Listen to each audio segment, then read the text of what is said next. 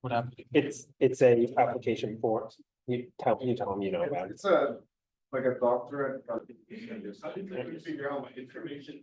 Okay, one more minute. Okay. All right, everyone. Thank you all for coming tonight. We really appreciate it. Right when I start talking. Yep. Welcome everyone. Thank you for coming tonight. Tonight will be tonight is our second general body meeting, and tonight we will be going over AI and ethics. We're going to be discussing how can we use and develop AI ethically and safely. What are some of the concerns going around about how AI can and is being used, and how can we add safeguard either through legislature or through practices to make sure that we're actually using AI ethically and safely. So, so to just go over the agenda tonight, we're going to cover some club updates, and then we're going to talk about the latest news about AI in the month of September. After that, we're going to go over the project presentation for the project that will be going on this semester. And then finally, you will be going into the meat of the discussion on AI and ethics. So to give some updates about the club, first, discussions will now be bi-weekly alongside core. So instead of having discussions weekly, we're going to have discussions in and core be on and off. It's still going to be the same date as always, same dates and times as always though, 4:30 to 5:50 p.m. Wednesdays at Business Administration 1 at 2:15. Next, coordinator interviews. For those of y'all who have applied for a coordinator, be on the lookout. We are going to start sending out Calendly so that you can schedule your interviews and we can get you started on the process. So be on the lookout in your Discord DMs for either me or one of the other AI UCS staff. Third, mentorship applications. If any of you want to be available to new members and new students as a point of contact for learning about any sort of AI as like an expert, sign up here. This is going to be a form that we are going to release onto our website and onto our Discord as a document of reference for any sort of new members or people looking for experts in a particular topic of AI or machine learning.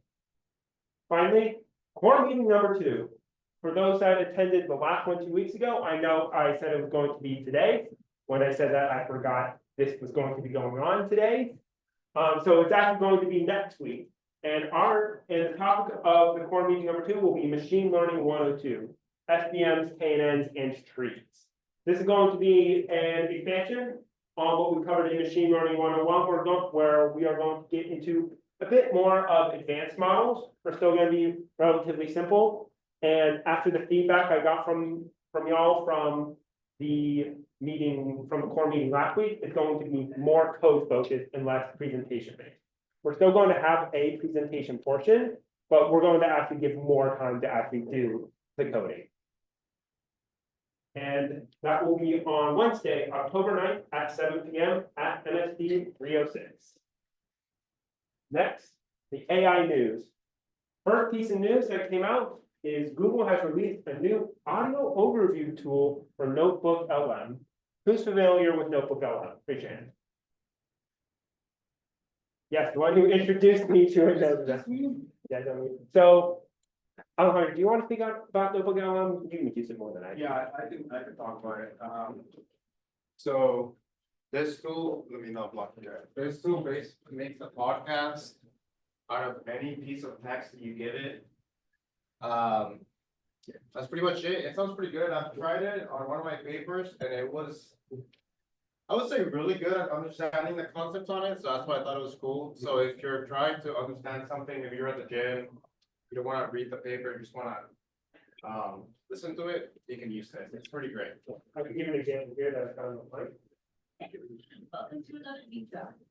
Today we're going deep into the world of AI, specifically those large language models, LLMs as they're often called, that are powering all these incredible new chatbots. You know, the ones where you. By the way, type in a this is question all and get completely back AI that generated. sounds eerily No one familiar. wrote this script. This script is AI generated. Are the voices AI generated? Yeah, The voices are AI How generated. these LLMs actually understand. I'll send a tweet later in the Discord chat, but, a friend of mine sent me a tweet of some, you know, Good question, and does it work for like symbols that aren't in AI developers right now? no, right now, the only language, the model works in is English. Okay, so I go like. Right, it's like some of us workers are just Maybe. intuitive, but for AI. it's Maybe. something that Maybe, they learn. try it out. Think about it this way, the difference between knowing what. Yeah, word so- and actually understanding. Anyways, next, Apple has finally started rolling out their Apple Intelligence feature with iOS 18. And this is a whole suite of new features. First, Siri is finally going to have Chat GPT integration. So before where it was like, they're sort of talking to it, but it's really just a bunch of predefined responses. Now it's really going to like talk. Second, custom emojis. You're now going to be able to just give a prompt for the type of emoji you want to generate and send, instead of having like search around or use like the weird, like, as I understand it, Instagram bubble ones. I don't know if it's Instagram. Third, summarization tools. Like many other companies, they're going to also have summarization tools, so you can summarize your calls, your texts, your emails, any notifications. And next, they are adding what they call visual intelligence, which is the idea of like, you can take your camera out and just take a picture of something, and then just automatically ask the question of like, what's the landmark I'm looking at here? What is the type of bird? What are the hours of this distance? Things like that. These features have not all been released yet, and they're going to be rolling out through the next year. So anyone who has the latest iOS devices and has iOS 18, be on the lookout for these. Third, OpenAI has led more leadership now, and there's even rumors that it's going to become for profit. So if y'all might or might not be familiar, around November last year, September or November, around September or November, some of the executives on the OpenAI board tried to oust the founder Sam Altman. This eventually backfired, and Sam Altman joined back on the team, and the people who tried to oust him left. And then after this, there have been a series of more resignations from research scientists, other related staff, and if I remember correctly, one of the other co-founders actually left and joined Anthropic, which is the creators of the Claude chatbot, which is a direct competitor to ChatGPT. And so the latest one is the CTO Mira Morai, resigned earlier last week. And it's now become basically the case that the only one left from the original founders, Sam Altman. And even more, with Mira resigning, there has been rumors that OpenAI is going to be transitioning it is a not-for-profit, right? they already transitioned into it, so I've got a news package like a few days ago. Oh, never mind, they're already a for-profit company. But it's still true, it's Yeah. still risky that this is Yeah. happening. Yeah, and so if y'all might not be familiar, OpenAI was originally founded as a nonprofit whose entire idea was to create safe and open AI. Like they used to release all of their models, release all their papers, give everything out. Right around the point of GPT-3 though, they started hiding things. If I remember correctly, GPT-3, they hid the training code? Or did they hide the architecture? I think it was, they just released the paper, that was Yeah. it, but the paper didn't even include like the model recipe, like, not the architecture details, didn't have any of that. Yeah, and then GPT-4 came out, and they basically said nothing about it. They just said, so basically just a product release. They said nothing of the model, nothing of the training, nothing of the library, nothing. And so as it's gone on, it basically becomes OpenAI just does product releases now and has done very little to actually contribute to open source research. And so, and especially now with like GPT-4 and ChatGPT, with how much power it has and how little like seeming controls there are on it and sort of practice and usage. It's a question of is OpenAI still focused on this idea of AI. And related to this, is the latest news of AI legislation. So if y'all remember last month, I covered the AI Act that the European Union passed. Well, the California legislature tried to pass something similar, SB 1047, which was a sweeping bill on it. So basically gonna add a lot of controls on AI. It's gonna make all the companies who use these very large models liable to any harm that they cause. And they were gonna have to add a kill switch, or as they put it, quote unquote, rogue AI. And this would all apply only to models that were over $100 million, had over 10 to the 26 slots needed in training. So this is gonna be like only hitting the really big companies. Well, Governor Gavin Newsom didn't like the bill. And so this last Sunday, he vetoed it.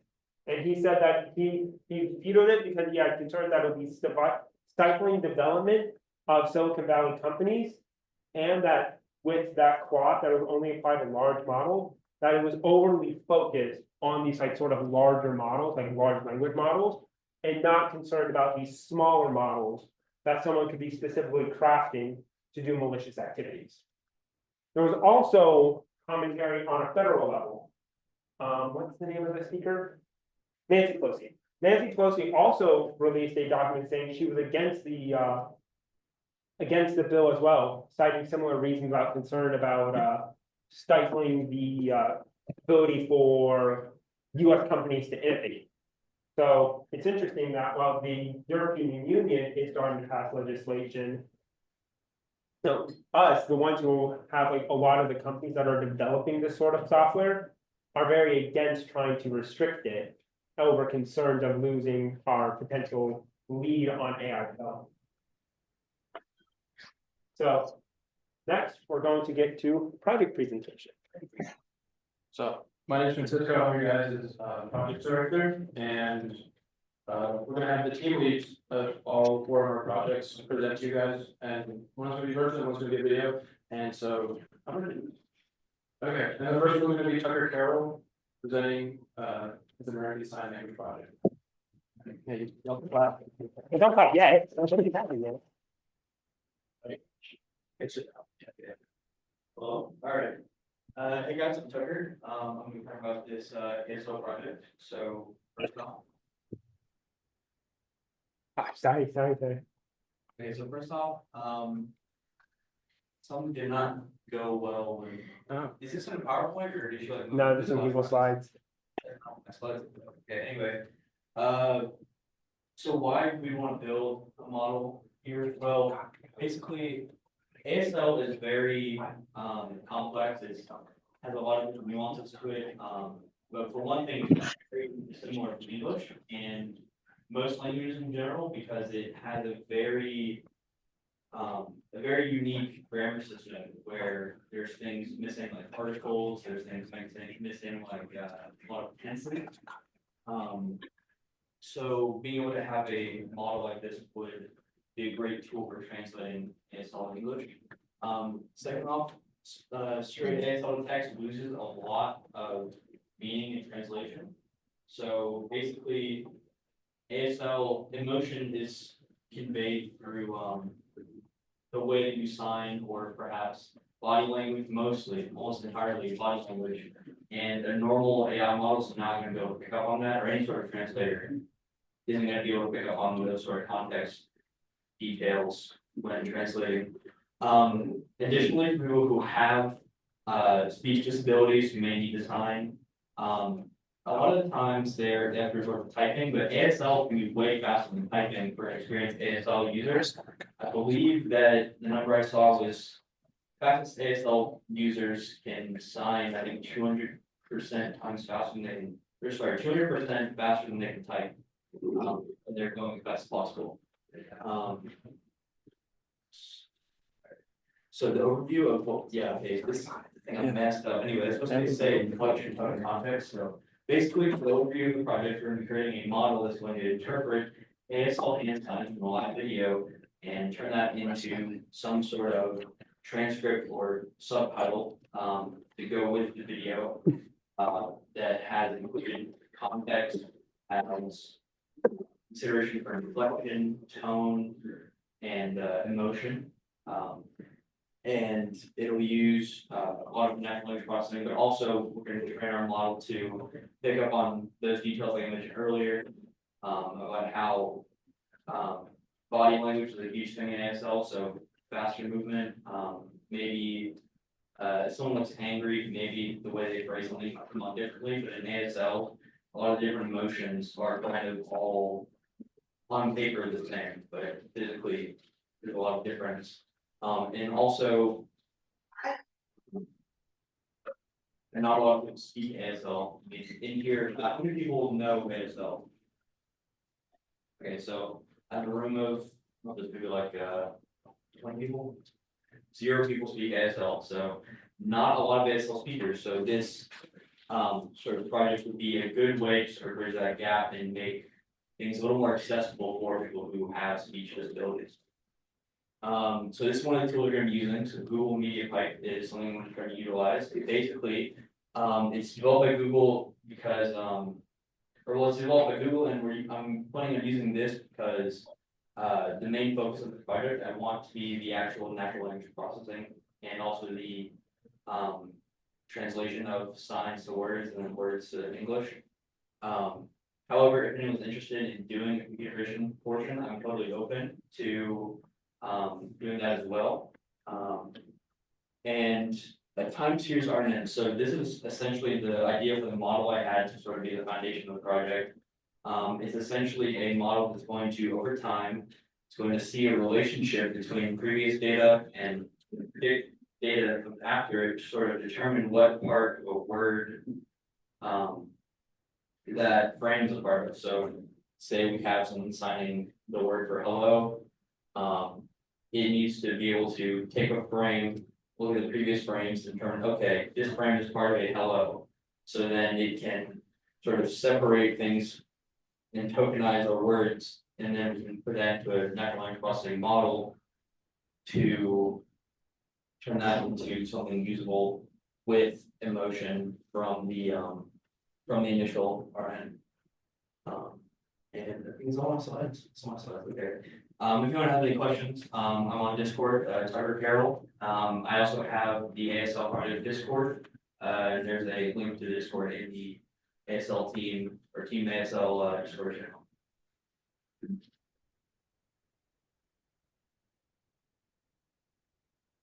And next we're gonna have Stefan, I could talk. The next we're gonna have Stefan, who is gonna be presenting virtually. Hey, can y'all hear me okay? Yeah, do you want to turn on your camera or? Sure. Yeah. I think you might need to change that. Yeah, we change the audio, but yeah. On the speakers. It should. Yeah, let me change it. Speak again. Go again. Hey, can you hear me now? Okay, we can hear you. Sorry about that. Speak now. Testing. You wanna just like aim it at them and then bring it to No, me? there's a specific one. Right now. Trying, testing. Cool. We're Okay. good. Yeah. Solid. Hey, I'm Stefan. I've been in the club for longer than I care to admit. Is the camera on? Like, Yeah. You're on screen. oh, I didn't realize. I can't see what I look like. But it's You're fine. okay. You're fine. You're good. I wore a shirt for y'all. This is really random. Really small plug. If y'all ever want to do a summer research program, I learned a lot of what I'm going to present from that. So like this club gives you a million different opportunities. The one I went to was from 2023 at MIT, and I learned a lot of the research I'm going to be talking about here. The first time I ever went to AI UCF, someone was wearing a Harvard sweater like this, and I'm like, that's crazy. How do you expect me to get into a program like that? But it's actually not that bad. So yeah, I don't know. That's just my little tangent. But yeah, we can start off the presentation. Click the first slide. So y'all have all, I'm going to go on a crazy assumption that y'all have played a video game before. You can raise your hands. I don't need to see it. I assume all of you, because it's 2024. But video game AI, as you guys know, is really different than the actual academic AI that we think about. You know, what you're learning in core doesn't apply to the regular video game the way that you think about it. It focuses on some appearance of intelligence and like player experience versus actual intelligence, and it tends to use heuristic algorithms like decision trees that aren't incredibly complex. Next slide. So I would say raise your hand if you've heard of Super Smash Brothers. I would hope it's around the same number of hands. If it's less, I need to fix that somehow. Started in 1998. It is one of the most popular games on the planet. The latest iteration was Smash Bros. Ultimate, and it's no longer being updated, but it's really fun and very addicting. Next slide. The meat and potatoes of this, when I was up in Cambridge, I was studying computational cognitive science, but also probabilistic programming. And so probabilistic programming is like my area of expertise. Probabilistic programming usually involves probabilistic programming language or just probabilistic computing as a whole. And it uses computer programming to make probabilistic or random models, and it makes inferences, so like reasoned guesses about those models. So it's really good at modeling uncertainty. So think about having a deck and drawing a card from that deck, and then drawing and changing the probabilities of what you're going to draw based on what you drew before. There are languages devoted to this called probabilistic programming languages, but most languages have some extension for some sort of probabilistic programming applicability. And they're really useful also for cognitive science experiments, is because we as humans are a little bit more probabilistic than we are deterministic. Next slide. So here's the actual project goal. The goal is to make a custom Smash CPU that feels like you're playing against a human. This concept has been in the club even longer than I have, which should say something. So people have been trying to do this for a minute. The goal is obviously to test the limits of human video game AI. The current structure for how the plan should work is. I'm curious if I'll explain it on this slide, not the next one. Next slide. Yeah, you know what? Let's do the next slide. Yeah. I'll start with the pros and the cons, I guess. Or you know what? I'll start with the synthesis.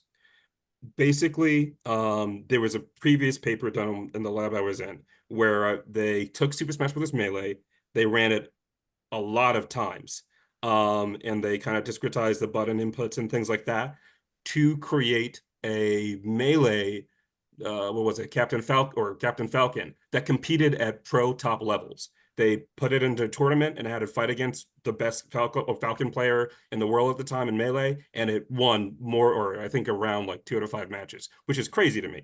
And that paper was in 2018, so there were a lot of old methods. And so this is trying to be a bit of an update on that concept using Super Smash Bros. Ultimate. The way I hope to approach it, and the way I've been approaching it so far, is by reverse engineering Super Smash Bros. Using a lot of tools online. And looking in the code, basically there's this thing for Super Smash Bros. And all Switch games called amiibos, where the little action figures that you can put on your Switch to interact with your game. In the amiibo information, or the amiibo capabilities, for Super Smash Bros. Specifically, they have these behaviors that you can modify and change, and they're percentile. So like the likelihood of you doing this behavior versus another. And by moving and training a Q table, which is a learning algorithm, off of those values, we hope to converge on expert level play, albeit it sounds easier than done. One of the reasons why I'm doing Super Smash Brothers is that it's a huge player base, and it's a relatively low-hanging fruit and has a lot of room for improvement, and then I can go through that back door of amiibos. The reason why I'm trying to do this from a probabilistic programming standpoint is because of that behavior, those behavior values, and the way that we approach them probabilistically versus determinism. Some just small little updates for the project. One, project's been going since January. I don't have a timeline for a reason. Last time I put a timeline, I did not do it at all. Two, I was on GitHub and my GitHub got hacked. If anyone got any of those weird messages, I apologize. So I was posting updates a lot, but I stopped. This project is a little bit weird in that a lot of it is just me doing research and sharing updates with you guys. But there will come a point in time when it's a little bit more, hey, can you guys help me with this or help me with that? But for the most part, it's really just going to be like, hey, here's an update. Let's talk about it, talk about ideas or questions you have about the project. And you're kind of learning with me as we go along through this. So if you're intimidated, don't worry. And if you feel like you're overqualified, that's also cool. Just hop in the channel and we can dialogue about it. But hopefully this excites you and you guys are interested. So yeah, let me know what you think and hop in the Discord. Awesome. Thank you, Stefan. So, Next up, we have Kgen, which should be a video somewhere. yeah, so you can present them. What is it? It goes next slide.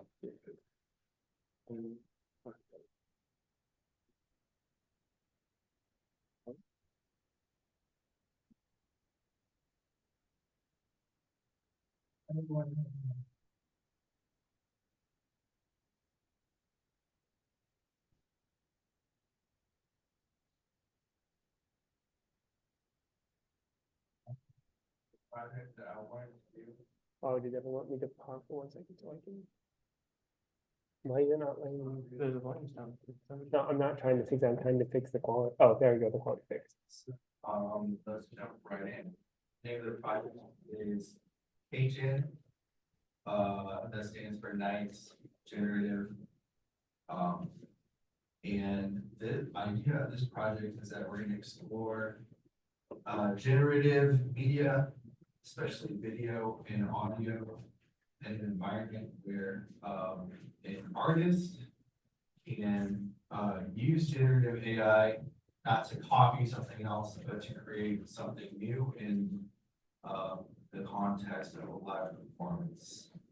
So if you've never been to an electronic music concert, just a little overview, typically you have somebody as a DJ, and they have equipment on their table here in front of them, which allows them to play different tracks and also mix the different tracks together. Really, some DJs are notorious for just getting on stage and pushing play. There are actually other audio engineers behind the audience to make the audio fit within the room. And typically there's also kind of like a video display behind the artist. Those video displays also are typically controlled and manipulated by somebody behind the audience. If you look closely, you can see them if you're at the concert. So we're trying to take this idea of a DJ playing music, using typical DJ equipment such as mixers and players, and having a video performance and using generative AI to replace their current setup with something that offers a different style of creative performance. And just for a little background, I did my master's in machine learning Hobbit.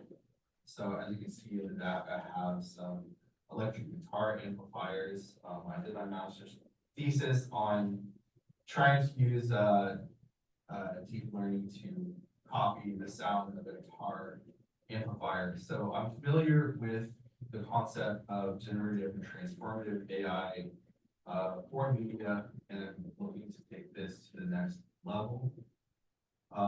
So here is the general technical overview of the system we're trying to build. So once again, this is designed for a live performance. You can see on the bottom here, we have possibly different types of controllers. You can look online, type MIDI controller or video controller, and find all kinds of USB connected gadgets with all kinds of buttons and knobs and levers, as well as having a mixer, a typical DJ mixer. So we're gonna have, in my mind, what I'm thinking is a group of PCs, probably with RTX 4090 each running some kind of model that we can the output of the model, especially from the manipulations of the user. And the specific fine tunings that we have loaded in generate audio and video that can be used in a performance. So, the technical effort, it can definitely be done. The video at least. The concept of a real-time streaming audio, especially using a diffusion model, is a bit more of a tricky technical challenge, just because with a video you can get 30 frames per second using diffusion. Just based on the nature of how a GPU works, it's pretty efficient. For audio, you can't necessarily parallelize as easily one single floating point streaming at a very high rate, at 44 bits per second. But if we can parallelize it and break it down, I think we can tackle that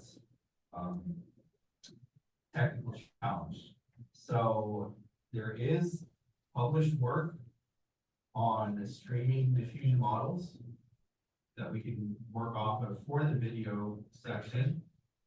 For the audio, there is published work on generating music, kind of see how it works.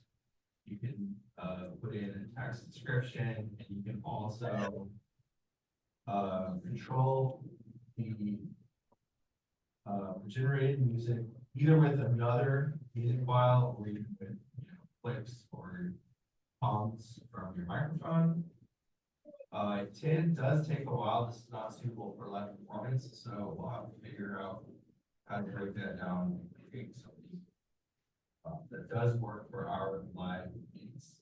And of course, probably already all seen something like Sora, generate beautiful videos, sometimes bizarre videos.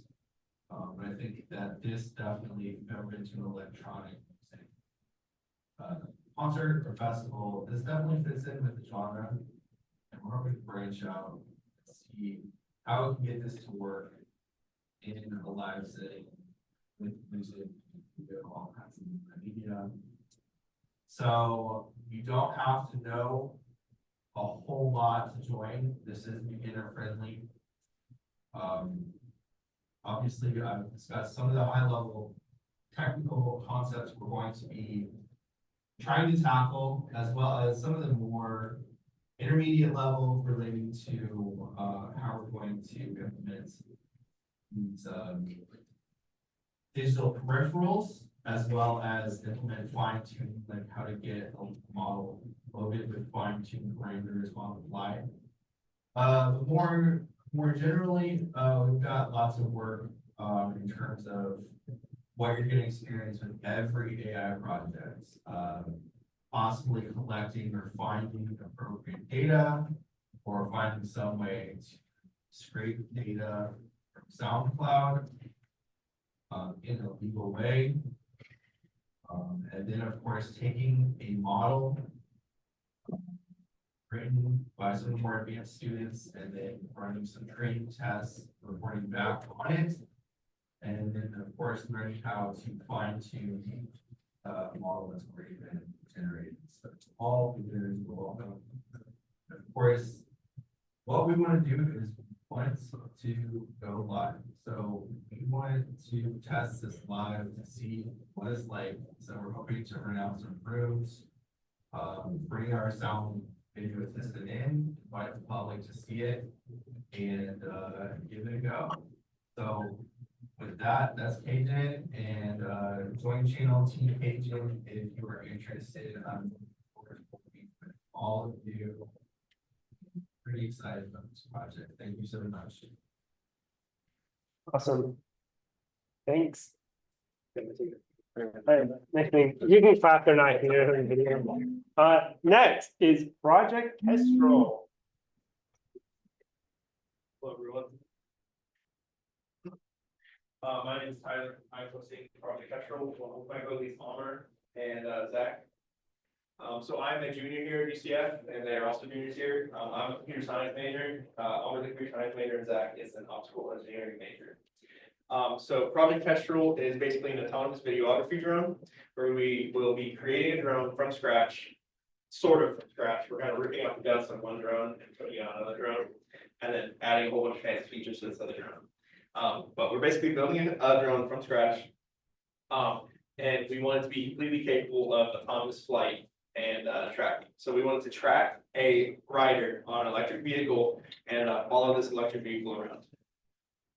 So my project is partnered with 3 clubs. We're originally from HCM, but then I branched out because I wanted to get the project known. I wanted to get the name around. So I reached out to Charging Knights because our first problem was, how are we going to get the data? How are we going to get the target? And how are we going to train the model? So I reached out to Charging Knights. Charging Knights is a electrical vehicle club that kind of just meets and rides around. So they actually have a group ride tomorrow where they're going to give us our first batch of data. They're going to try to stick a camera on a selfie stick and follow the guy around. If that doesn't come out for good data, then we're going to try to follow him around with the current drone we have. So we have a couple ideas. We'll see what comes out best. And then, of course, we're partnered with AI at UCF. We would love to see all you guys at our meeting on Friday. So we have 2 teams. We have 2 teams. We have the autonomous flight designers, and we have the drone sensor systems. The sensor systems is the team led by Zach Holland, and he is building the drone from the ground up. And the flight designers is the team that is building the autonomous system that will be controlling this the drone. The sensor system team will be responsible for evaluating the sensors that need to go on the drone and creating all the embedded systems for the drone. Flight designers will be creating the TensorFlow neural networks that will control the drone, get the data input, and figure out where the drone needs to go. For the model, we have chosen a SWORD model, which I don't remember what the acronym means. Simple online real-time tracking, which is a 4-step model. The first one uses a YOLO model, which is just an object detection model. And then the next 3 steps are just simple algorithms. They're not really simple, but they're algorithms that help us figure out where the object is going to go and help us figure out if we're actually tracking it correctly. And so we're currently in phase 1, of course, building block, October. And this whole timeline is subject to change as we go on. We will evaluate our needs and figure out what else we need to do. Do you guys want to say anything? So if you do decide to come up to our meeting on Friday, I believe we're going to start doing some voting for it. So if we have knowledge, we are starting on Friday. If you just want to dive in and participate with us. We already passed our training phase. We know what we want to do, the tools what we want to use. And also a key component is implementing the sensor data into the drone. So if anybody has any experience with that, that'll be useful as well. Nothing.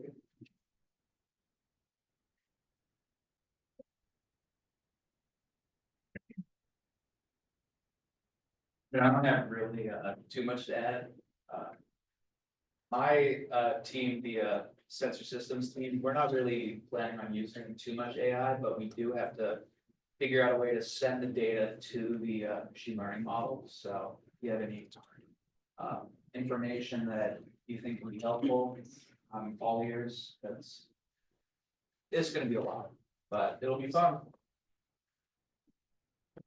To wrap it up, I will say the libraries and frameworks that we're going to use and the language that we're going to use.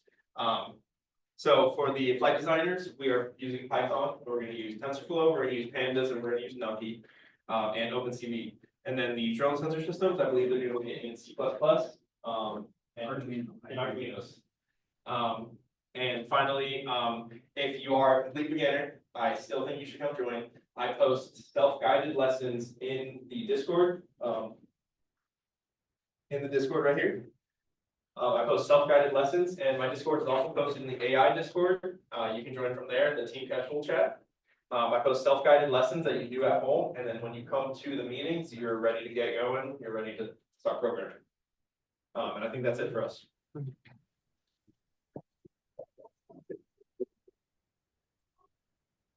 Thank you, Project Kestrel.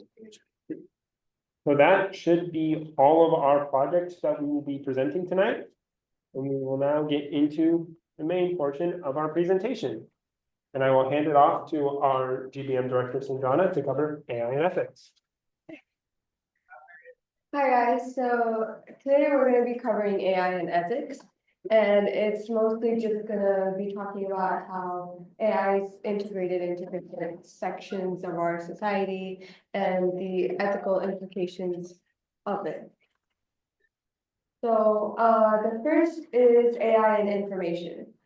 So the way that we receive information these days has now increasingly become incorporated along with AI. So since generative AI can create content now, like text and images and videos, it introduces a new dimension to how we consume information. So that also enables a widespread creation of false content. So there's fake news and fake videos going around that can mislead audiences just because they're so indistinguishable from content generated by humans. So because of this misleading content, it raises concerns because people tend to believe it. Reputable media outlets like CNET have been using synthetic text in their reporting. So while this technology can be beneficial, it raises questions about the authenticity, about the information that we receive. So if the training data or the underlying algorithms are flawed or have biases, then the information that we receive will reflect those biases or inaccuracies. And so in areas like journalism, where the integrity and impartiality of reporting are super important, this raises a lot of concerns. And also generative AI can kind of hallucinate because it can come up with news that isn't entirely real. It just thinks that it's real, and it's so convincing that it can influence other people to believe that it's real. So this can influence areas such as elections and stuff like that, where people look at the news coming out and they think it's true, and a lot of the information can actually be a little bit biased.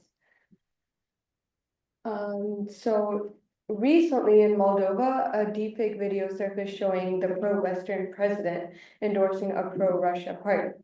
And this misrepresented the president's stance, but also had the potential to influence public opinion and political allegiance.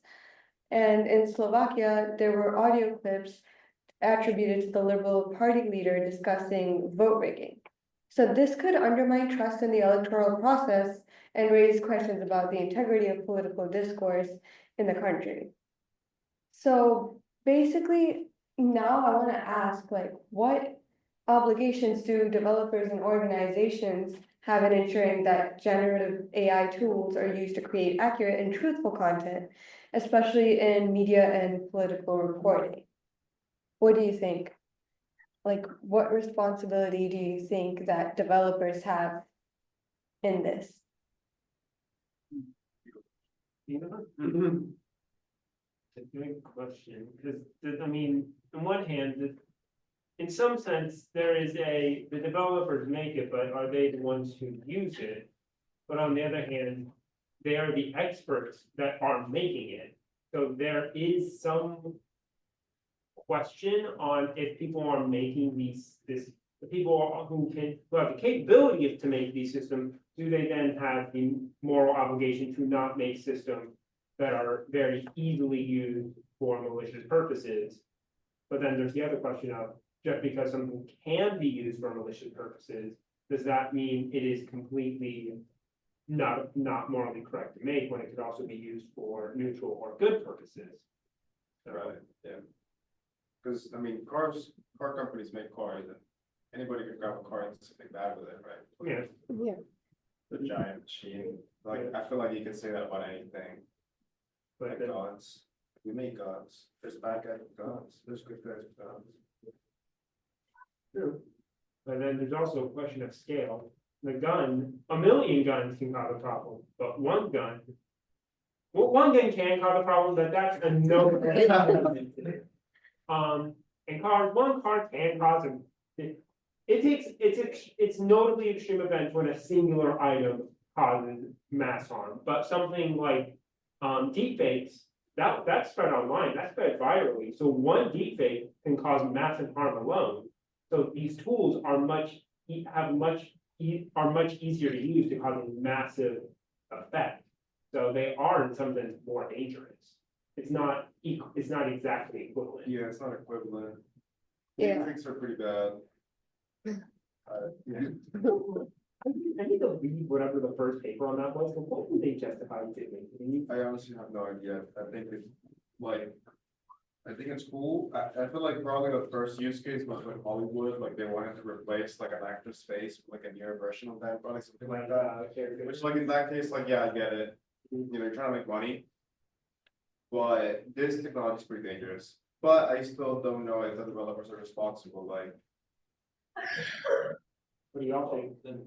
The product itself is one thing, but the development itself is also open to anybody. So it's gonna be very, very difficult to regulate to the point where actual regulation on this is not even viable. Whether or not it should be done is one thing, but is it even possible to do? True.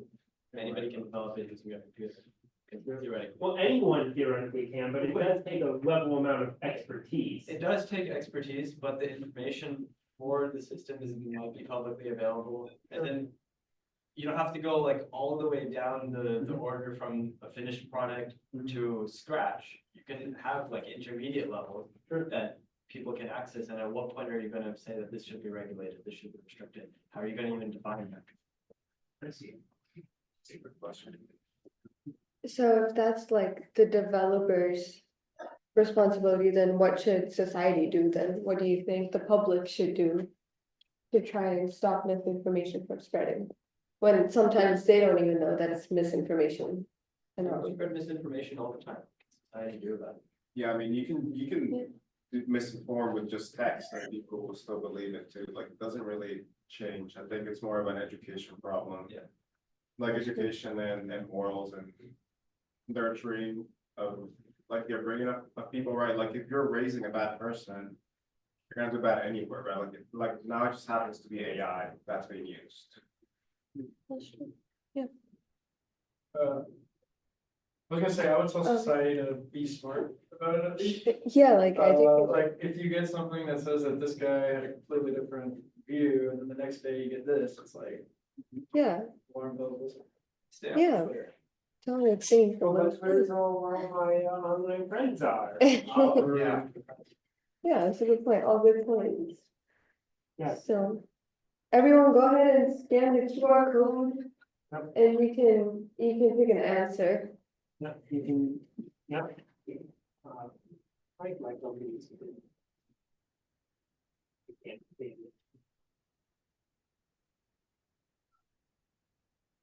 Get it?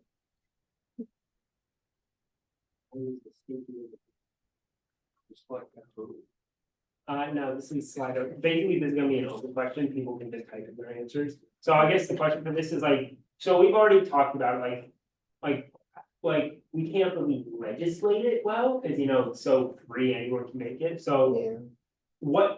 how should we do it? How should we protect ourselves against using AI for misinformation? What feasible options are there? I mean, I think the same way that we treat like malware is good, right? Like if you make malware and they find out it was you, like that's a problem, like you get in trouble for that, right? So it's kind of like So like retroactive punishment?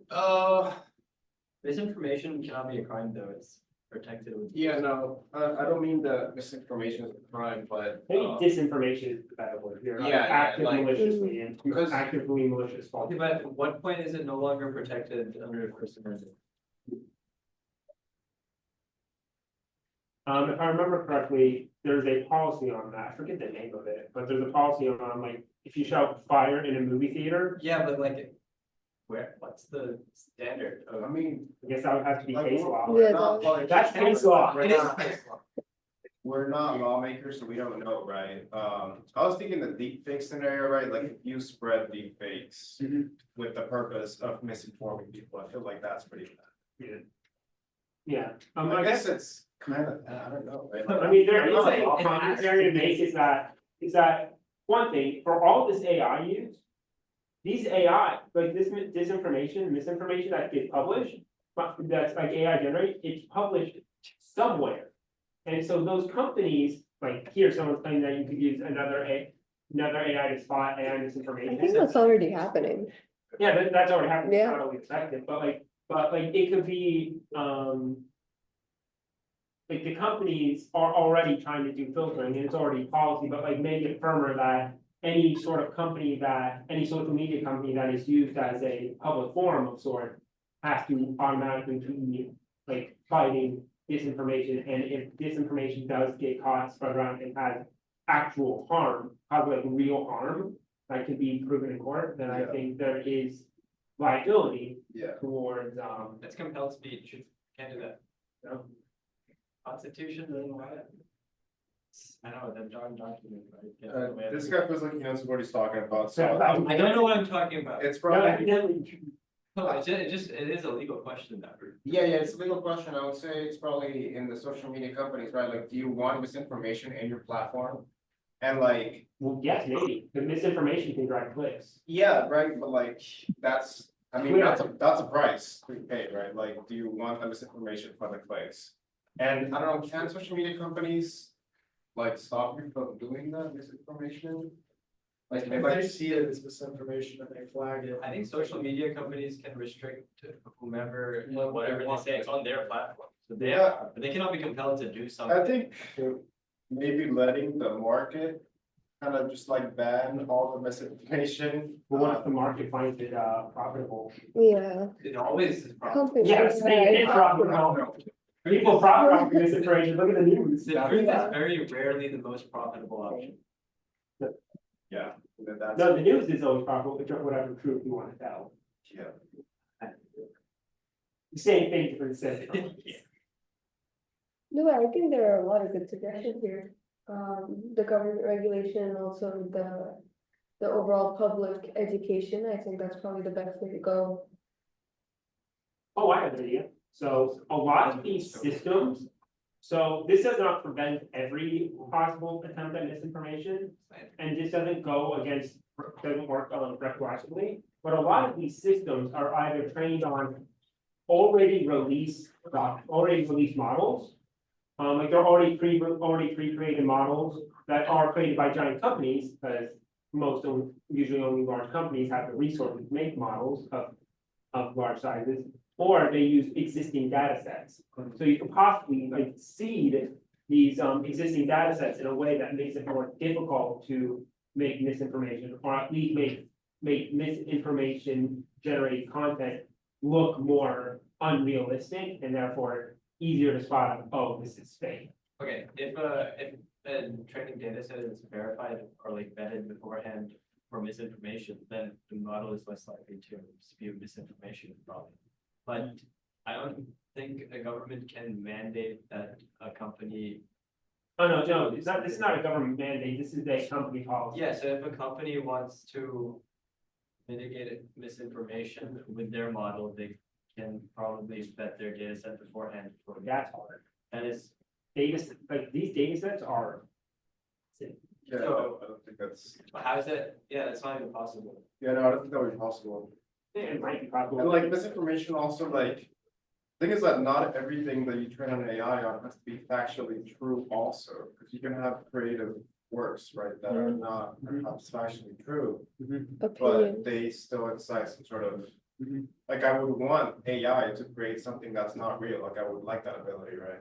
I've heard of this, I think this top comment, I've heard about this of like adding like a sort of subtle signature to. Yeah, that's not. It started doing that with like creators. Like they'll put like a little kind of logo on, right? Yeah, but if I remember on AI one, like they've added like that watermark, but it'll be like completely subtle. Yeah, Like you can't spot it. yeah, I think that's a good idea. But that's like, at least it works for like visual stuff, right? Then if it's like text, then in speech and, Yeah. Yeah, It's a harder- audio. it's harder. Cause you look at all the companies that are like, oh, we can type AI generated document. No, they can't. No, it can't. They don't work, turn it in, is it real? Yeah. Thank you. Turn it in, is it real? No, Alright, I think. Can we move on from this? Are we done with this topic? Alright, next we're talking about AI and media. So we were talking about misinformation, it's kind of tied in. But AI is now, it's reshaping how we consume entertainment and musical compositions. So from viewing recommendations on streaming platforms to AI generated music, these innovations they're enhancing our entertainment experience and making it more accessible to everyone. So according to projections, the US media industry was expected to reach around $759 billion by 2021. So this is mainly because of home entertainment consumption during COVID, because people spent more time at home and they needed more engaging content, and AI played a crucial role in catering to these demands.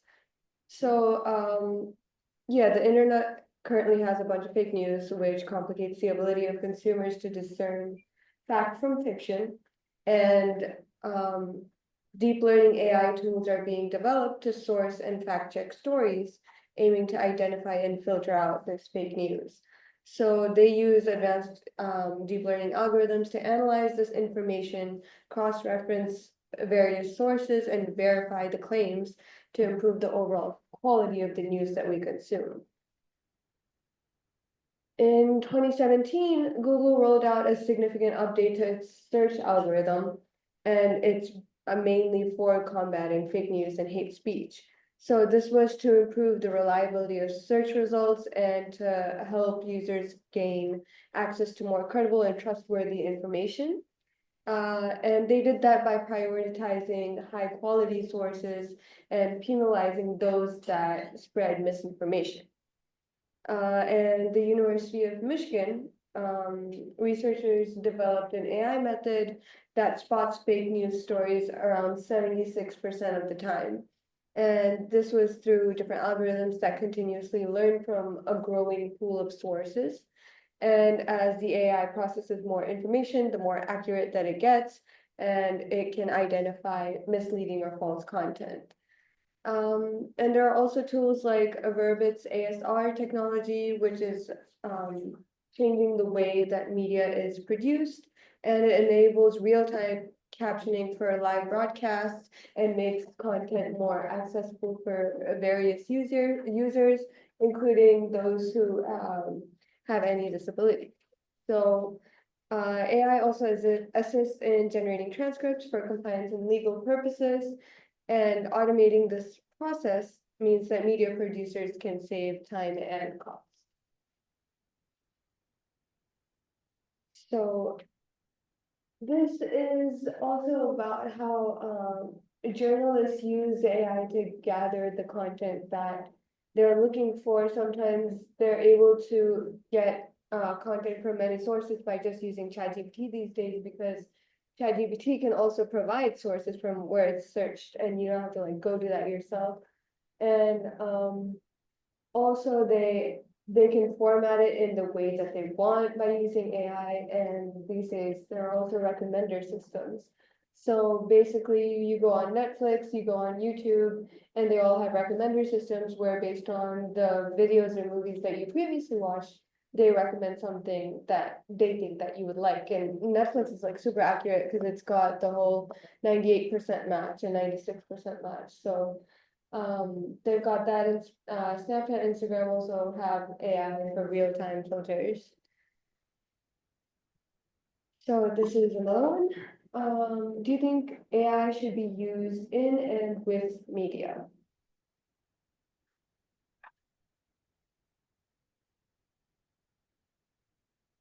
Okay.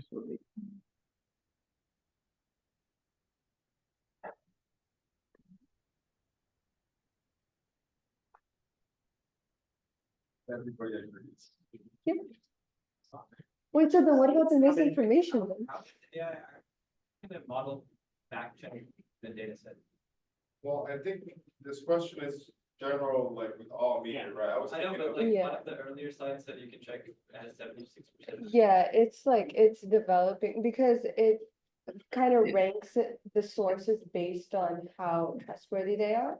Oh, And yeah, so if the sources are trustworthy, it kind of assumes that the content is also trustworthy. oh, okay, so it just cross-checks for content based on what the trustworthy source said. Yeah, basically, that's why it's like 76% accuracy so far, it's still in development.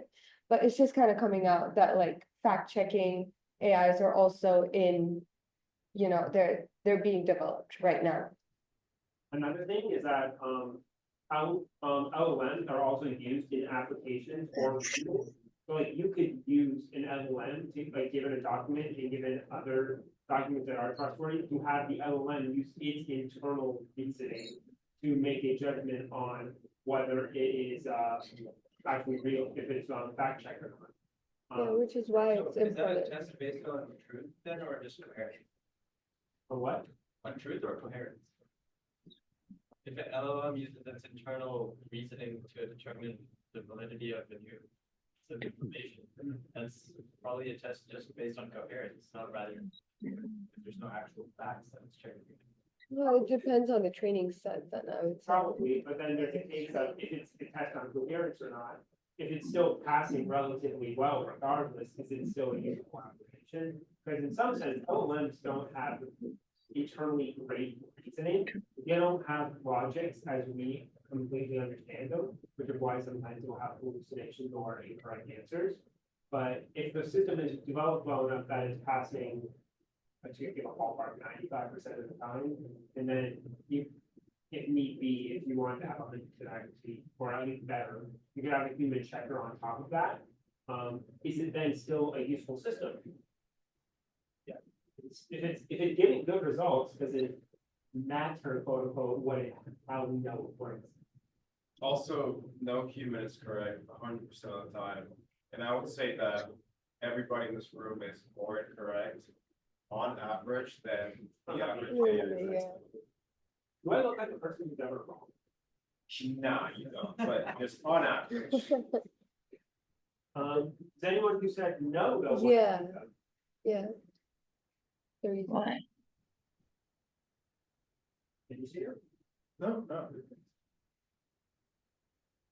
You don't have to be that. You have I- to, I'll yeah, take the- yeah. I'll take the positions. But why shouldn't it? So looking at it, so a lot of it was that the reasons to use it is that it helped with, helped with efficiency. Which is good, helping to make things more efficient, helping to, help journals be more efficient is good. But in some sense, do we need to make these these machine learning models to do that?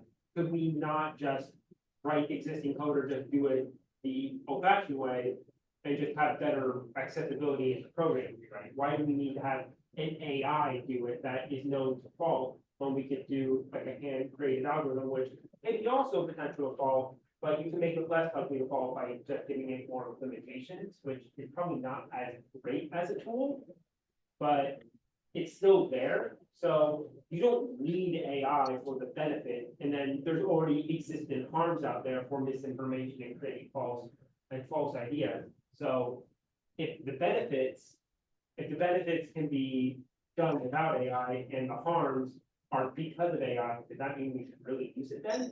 What specifically would an algorithm do? Probably keyword search. This is too broad. It's.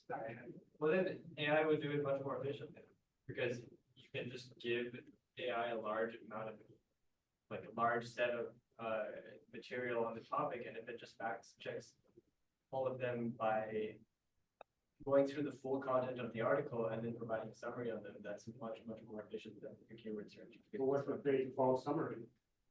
LLMs. I know, okay, but if it creates the false summary, the facts within the summary, and if there are facts going to be listed within the summary, and if it also lists which source it pulled them from, then those ones that are suspect can be fact checked independently.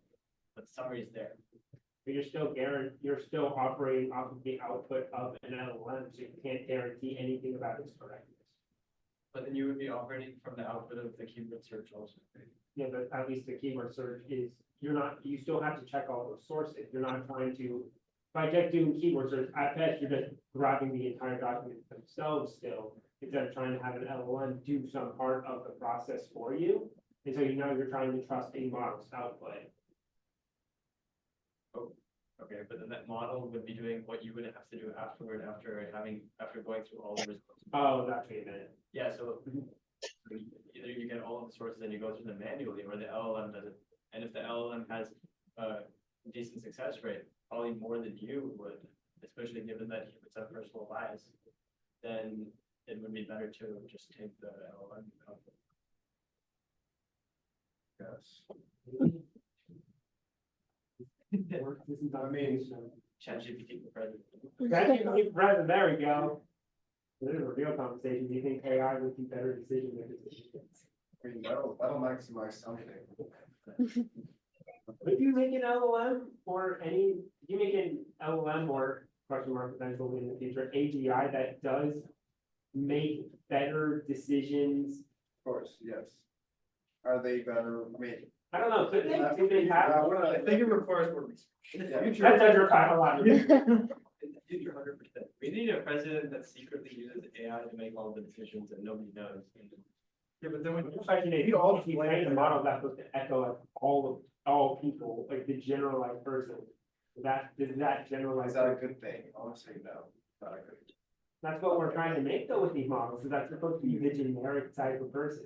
Yeah, no, but like, we're not trying to make a generic person, like, ChatGPT now is like smarter than probably 90% of the PhDs out there in their, like, field of expertise, right? Like, we're not trying to, like, we call it AGI, but like, it's already, like, any, like, of the big chatbots, like, just say ChatGPT could do better than anybody in the school in any test that they can take, right? Like, we already have that, but they just don't have like a body, right? But I think letting a system like that make decisions for everybody is not a good idea, because like the bias is like built into it, right? Yeah, but the person that's gonna be that bias will also. Yeah, but that's why we vote for them. Like, I vote for bias. Like, if I'm voting for this party or this party, like, I'm voting for their bias, as opposed to a bias that was made from everybody, and I didn't vote for it. It just got put into place. So then have individuals vote on issues and like how they would want them to be solved, so that it can construct a model that represents the desires of people and how they want to go about certain issues. Yeah, that would be better. Yeah. I mean, yeah. I don't know if I would feel comfortable having AI make these kind of decisions, but it's kind of like, yeah, you could have AI politicians. You could also have AI paintings. Would I prefer a painting made by a human? Probably. Am I biased towards humans? Yes, definitely, because I'm a Would you be human. able to tell it? Would you be able to tell? Oh, well, let's hold up on this particular, let's put a pin on this, we're gonna get to this. Yeah, we'll get to this This later, is coming up. this coming up, but then he's got a point, like if you can't tell then. But also, everyone who voted yes, does anyone wanna talk about why besides the efficiency point? Well, the hallucinations, people call it a bug, but it's actually a feature. Like, it's like humans, we imagine, right? Like, we imagine things that don't exist and we make. Yeah. So does that mean AI can be created? I would say yes. Maybe not creative, like, in a way that we would appreciate it, but definitely creative. Are hallucinations actually a feature? I'm using it as kind of like an analogy. It's more like a metaphor, right? Like, it's kind of something that we saw emerging in language models. And it's like, oh, like, it's making stuff up, but like, dude, I make stuff up all the time. Like, I'm like, everything I say is true. Yeah, but AI, I think, are made much more harshly. Right, and especially when it comes to leadership and news, you don't want hallucinations. Bro, but again, like, I don't want my president to be using ChatGPT to lead the country. Another thing is that LLMs don't really say, I think it's this, they say It is this, yeah. Yeah, they don't see it ever express factually. uncertain. Yeah, We express uncertainty when we think we might be wrong. Yeah. But no, I'm kidding. Yeah, I mean, there's not much room for creativity and like critical system type decisions, right? Like like. Probably wouldn't want something that can hallucinate in like a rocket, but like, again, if I'm using it and I'm, I just wanna do some. Yeah, not that. So if I just wanna write like a story and I don't know what to write about, I can just be like, hallucinate something, like give me something that's not in your training data. Like it should be able to do that, that would be cool. Yeah, okay, next. We got AI AI. weapons up. AI is weapons. Okay, so now these days it's already underway. Like people are already using drones and autonomous robots in military applications. So they're not theoretical. They're already happening. And there's definitely reduced human cost associated with deploying AI powered weapons. And it lowers the threshold for nations to engage in military conflict, maybe, because when fewer lives are at stake, then leaders might be more willing to resort to military action, leading to like tensions and conflicts worldwide. And also the research for military purposes and AI could stifle innovation in civilian applications because then most of the funding and resources would probably be sent over to like developing military technologies over something in areas like healthcare or education or environmental sustainability. So yes. And also the use of AI in warfare can lead to situations where accountability becomes kind of murky because if the decisions are made by algorithms or, are influenced by algorithms, then who takes accountability for the outcomes of those decisions? Is it the developers? Is it the commanders? Or is it the AI? And if it is the AI, then what punishment could you give the AI?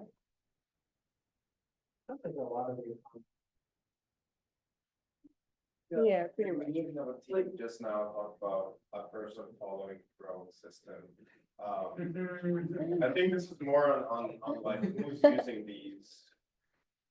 Yeah, cause like, I mean, we've seen like China with like their drone shows, those type of things, right? Maybe, but those things are like a display of military power, it's like we have thousands of drones. So I would probably say whoever's using a drone is responsible, drones or AI powered, whatever it is. And ChatGPT replaced generals. I'm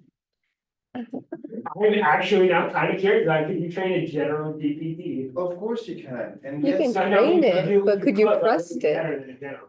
well, I saw a paper earlier today that ChatGPT is better at diagnosing than all the doctors that they tested on. So if they can do that, I feel like they can make a general. I want to see the testing framework for that. But I think about it, like games like Go and chess have been solved for like the computers have been beating humans for a long time. Yeah, like military is just a strategy game after all, right? Like you can probably train it on something like Civ 5 and it would be better than your average general states. In fact, like Alpha Zero, actually chess engines you use like a large amount of algorithms also, the top ones like especially, but there is a chess engine Alpha Zero that is completely different from the other ones that just is a deep learning model. Like there's no like algorithms, there is no tables that are like, there's no like large data that's inputted into the model, other than that the model plays chess with itself like many times. And then that's the data, it's just a deep learning model, and that's performing at the top level of the chess engines that exist. So I think it's possible for a deep learning network to be trained in military tactics. I feel like this issue is very kind of like we're like stuck on this as like a society, and we've been for like countries. I don't know if we're really stuck on it. I think it's more of we don't like it, but we do it anyways, partially out of the others are going to do it, so we can't catch up. And two of it's very, like, beyond the fact that we question it morally, It never seemed like society has really seen morality above. I don't want to use the word convenience. But. I mean, It's the right word. I don't like using it though. Anyway, just we probably could keep going, don't we have more time? Yeah, we do, we have. We have more to present. We have more. So like we said, the human cost is reduced. So this means that nations probably can consider military action a little more easier. So this could lead to an increase in armed conflicts. And also this could lead to an AI arms race because countries may feel compelled to develop their own AI weapon systems to keep up with competitors. And this could just lead to a bunch of escalation and, lead to more conflict. And back in the Cold War, there were travel restrictions and censorship and the need for security clearances, and that hindered research and innovation. And that might happen with the AI research because it's being used so much in military applications, and people might find reasons to constrain that usage, and these barriers could impact different sectors as well, like healthcare and scientific collaboration. So it would just stifle progress as a whole. And there's also challenges regarding the companies that develop these algorithms because there's a lack of transparency around how they make these weapons and what algorithms they're using, and no one really knows exactly how they're being designed and how much control that humans will retain over their operation. So it could, there's like a range, people could just have a go pill button where a human makes the final decision. Or, where human judgment is involved, but not the final say.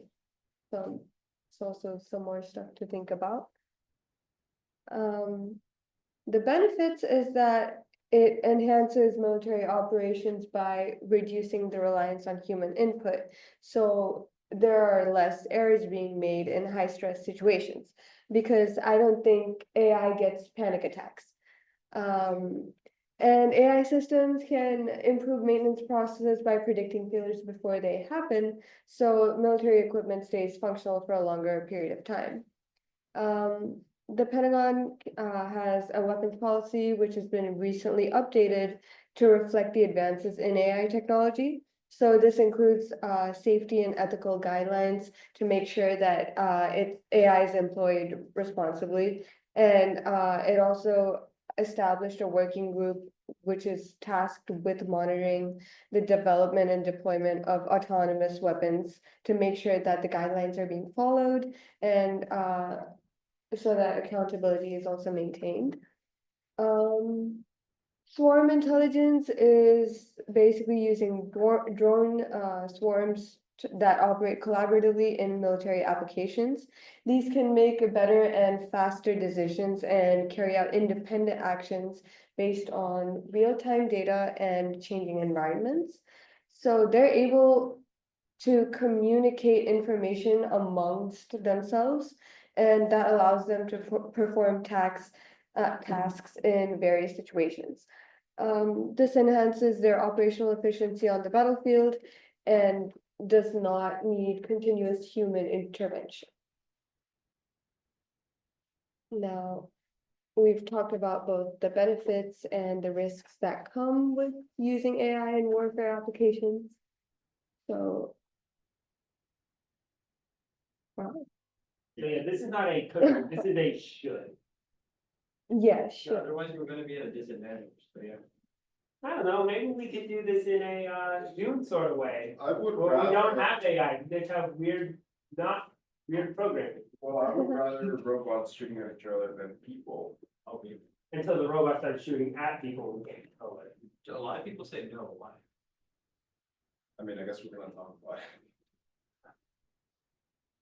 But no, would probably be what Nick said, they start shooting the wrong people. Yeah, we already do that though. We already do that a lot. Yeah, but it's come back again to scale. Like a human, like a robot reasonably could cause much more harm, a singular robot could probably cause much more harm than a singular human. Yeah, but like you're building your own selves, like your own life. If you're just using robots and AI as opposed to actually sending humans out in the frontier, then you save your own life. Yeah, but at some point, you're gonna step, the whole point of a war, in some sense, is to kill the other side's people. In some sense, or put them in a position where they can't keep fighting. Right, and if you do that while keeping your own people alive, it's better for you. Yeah, but if you're just having both sides fight with robot, eventually one side will run out of robot, and then.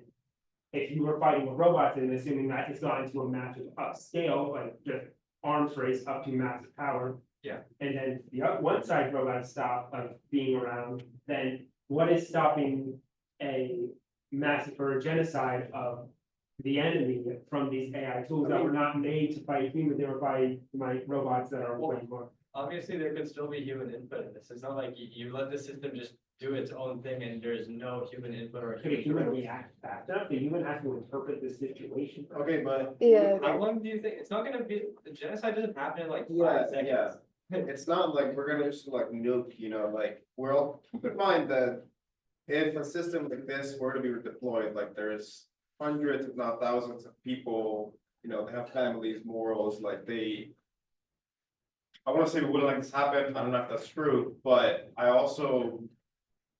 Like in a scenario that like, for example, there's robots shooting at each other and then all the enemy robots die and then they just raid the capital, they raid it, you know, like. I feel like that's a good goal, doesn't mean just go out and kill everybody else, right, like, I feel like. If we have systems that are able to just go kill each other, we can probably stop them from killing people. killing humans, yeah. Until they hallucinate. Not the hallucinations, yeah. Until they hallucinate, then there you go, going back to using AI, these are not, the, can't get an AI to explain itself.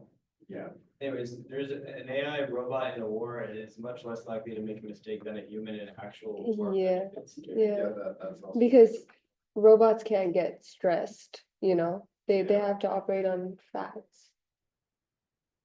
But then another potential issue I see is that, to go back to history, there have been times where nuclear war was averted because the human looked at the readings that it was getting and said, these readings look weird, there isn't happening, and held off.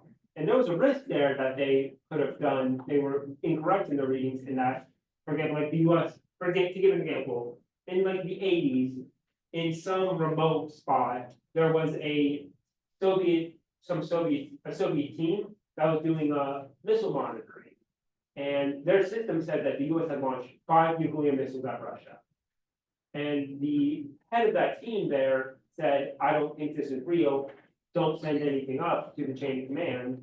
And it was actually a false alarm, system glitch. And so, and that happened before, that humans are much more self-preservation oriented, especially with something that like mutually assured destruction like nuclear war. An AI, you can't really, it would be more difficult to program self-preservation in that. Doesn't understand this thing. So No, that's- high level decisions should still be made by humans, obviously, you're not gonna have like. AI making the executive decisions to go to war or not. I don't know, Just we got gonna have- president and ChatGPT. I mean, yeah, you were just saying that earlier, like, what if the president used ChatGPT's like, go to war? That was the We're thought. gonna get into that, Honestly, if AI is, like, if the parameters for such decisions are well enough defined and the AI is good enough at making decisions within those parameters, it would definitely be more consistent than a human when it comes to those decisions.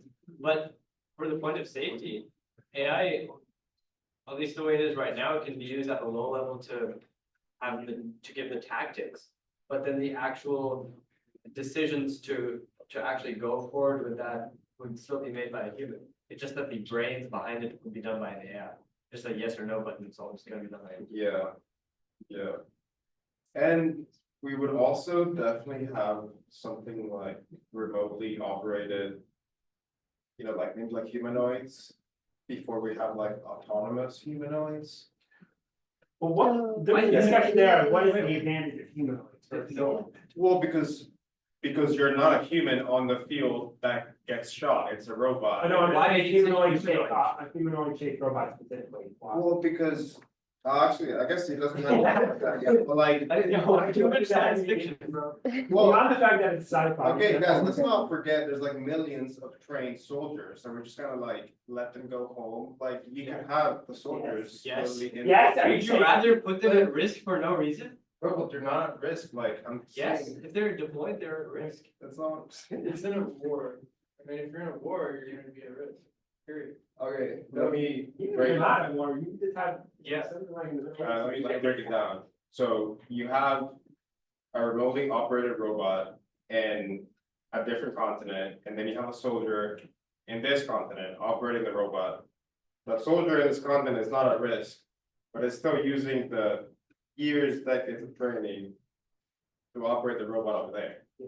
I would rather we do that than have autonomous robots. How do you know that that person will make a better decision than the AI model? It's human element. I That's don't, human. I just like, you're It's like asking, saying that a human should be able to beat a computer at chess, even because they've been playing for a while. You know what, I think we've all four of us have done great conversation, I wanna hear about someone, what do you think? I'm now gonna start asking other people. Question, what I think, I don't know. What those three are on. Did you vote yes or no? Yes. Okay, so what was the reason?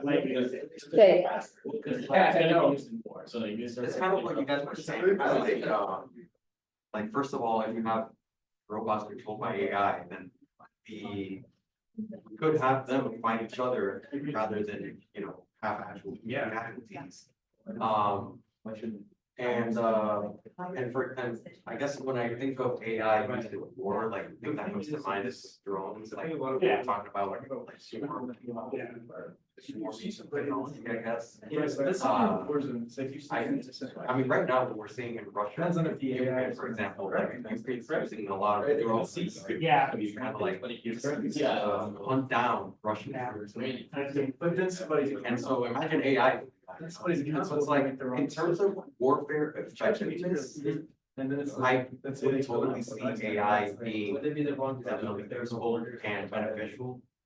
But like, ethically speaking, you know, that's another story, like the moral aspect, that's something else. But in terms of warfare effectiveness, like, that, I think AI should. You need more. They're not, they're violating. No, yeah, the morally good thing, I don't. Because if you're more effective in war, it's not just there, doing more war.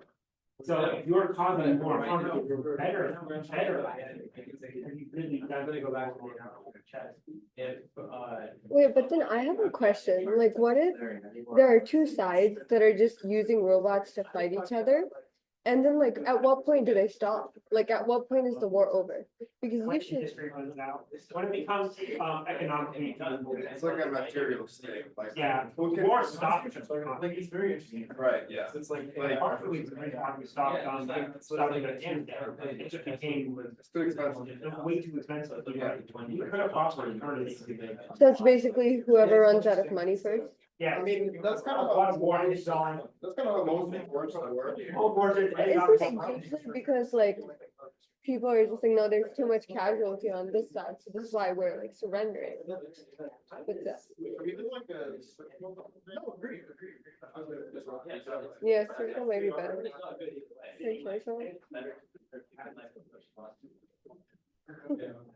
Wait, there's a lot more. There's Yeah, I a know. lot more. There's a lot more.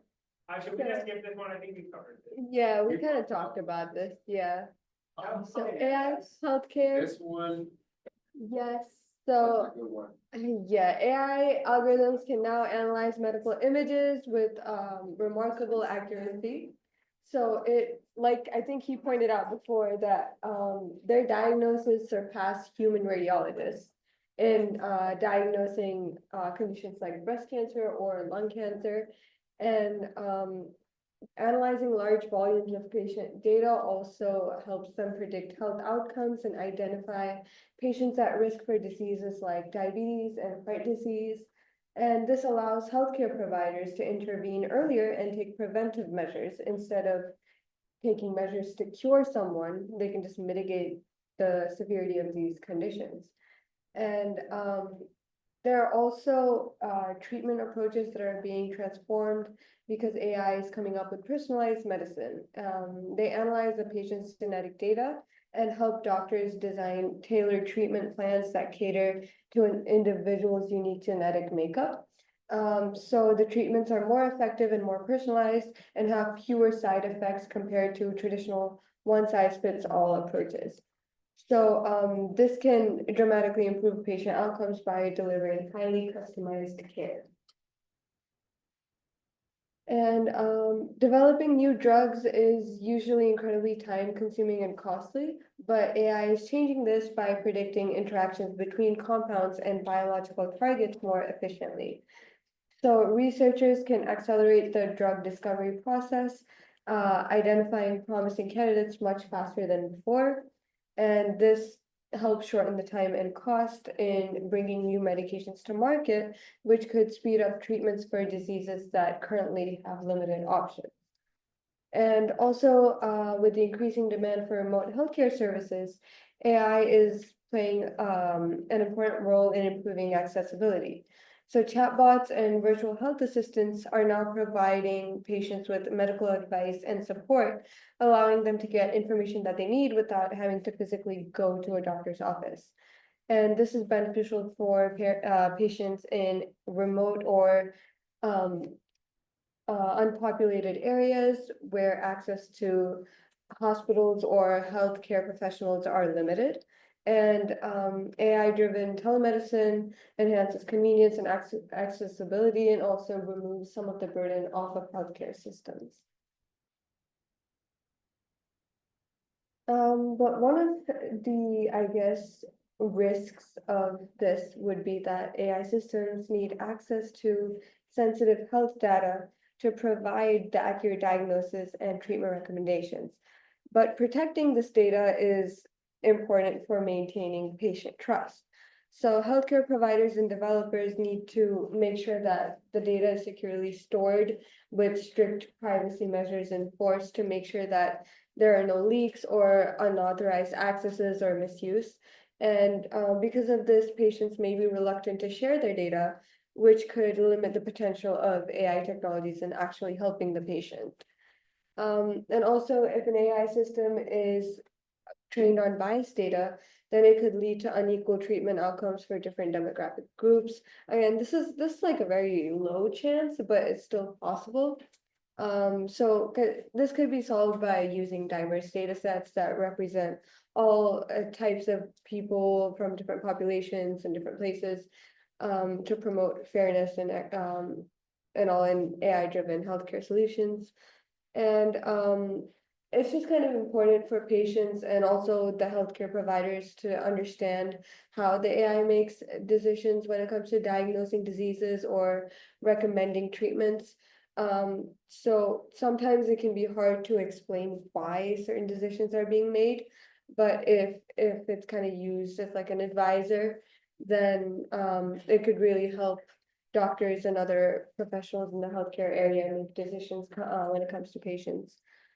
So again, it kind of comes to who holds accountability. Is it the developers, the healthcare providers, or is the AI? So yeah.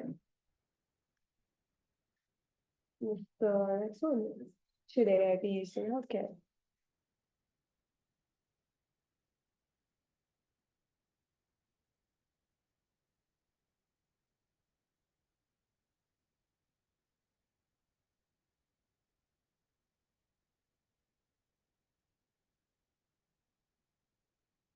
You guys know about AlphaFold? Yes. Yes. The protein structure prediction competition. It was a pretty difficult problem to solve where this competition has been running since, it says here since 1994. That's what the first one on this graph is. I don't know, I'm just reading it right now. But I thought it was a long time ago. But like it's a really difficult problem to solve with a bunch of parameters and models. It's one of the things that they're optimized to solve because it's basically an image recognition problem. Is that an image recognition problem? I would have thought of it as like a graph prediction thing. Do you know that? Repeat that?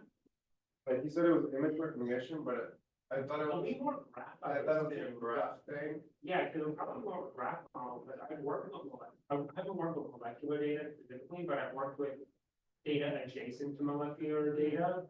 And that's usually graph models, although it gets sometimes different because graph neural networks are not great. I do have to say, graph neural networks are often like the deep learning that goes into it is the same that's used to process images. Yeah, Yeah. Yeah. It's similar. So, It's similar. but- yeah, I thought it was like the same. I mean, I'm not an expert on this side, not. I didn't read the paper either. so Yeah. I don't know. It's similar technology. How, Like- did you work with GBM? It's convolutions that are used. Yeah, it's convolution, but like you can't use as many convolutions in GNN before you get to the application. I imagine there's a way of getting around that. But yeah, you're right about that. Anyways, I voted no. Wait, why? Partially to take the opposing opinion, but I did have some thoughts on it. So AI in healthcare is, as everyone I probably thought, very useful in certain situations.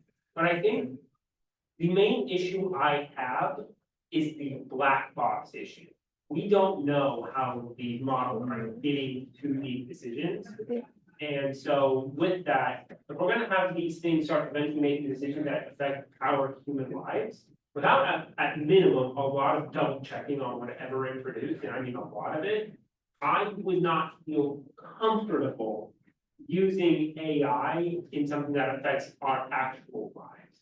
And then my second issue is that with potential like specialized AI healthcare, like AI-based healthcare, that could create I don't want to put a class-based issue of who gets the best healthcare even worse than we already have. Why would it be worse? Why would it be worse if it's? Because then the upper classes already can get good healthcare, can get even better healthcare. And then like, it would just create those, the disparity that already exists would just wipe. You don't have to pay an AI language model or an AI model to deduce something, it would be free to access. Or Well, it would be. No, would it be- Somebody, going to an actual doctor to make a deduction like this would be more expensive than having an AI model do it. Yeah, but then you have to have a company who hosts it, and that company could be like, maybe if we do that, we're gonna make it really expensive though. And then They do that with maximize the And amount. like, They do that with literally the drugs that you would need to. Yeah, exactly, it would just be another case of that, but now it could be worse, because AI could be even better than our already existing system. So then you would just fix that with legislation. I mean, there's been. I love how we pull this. But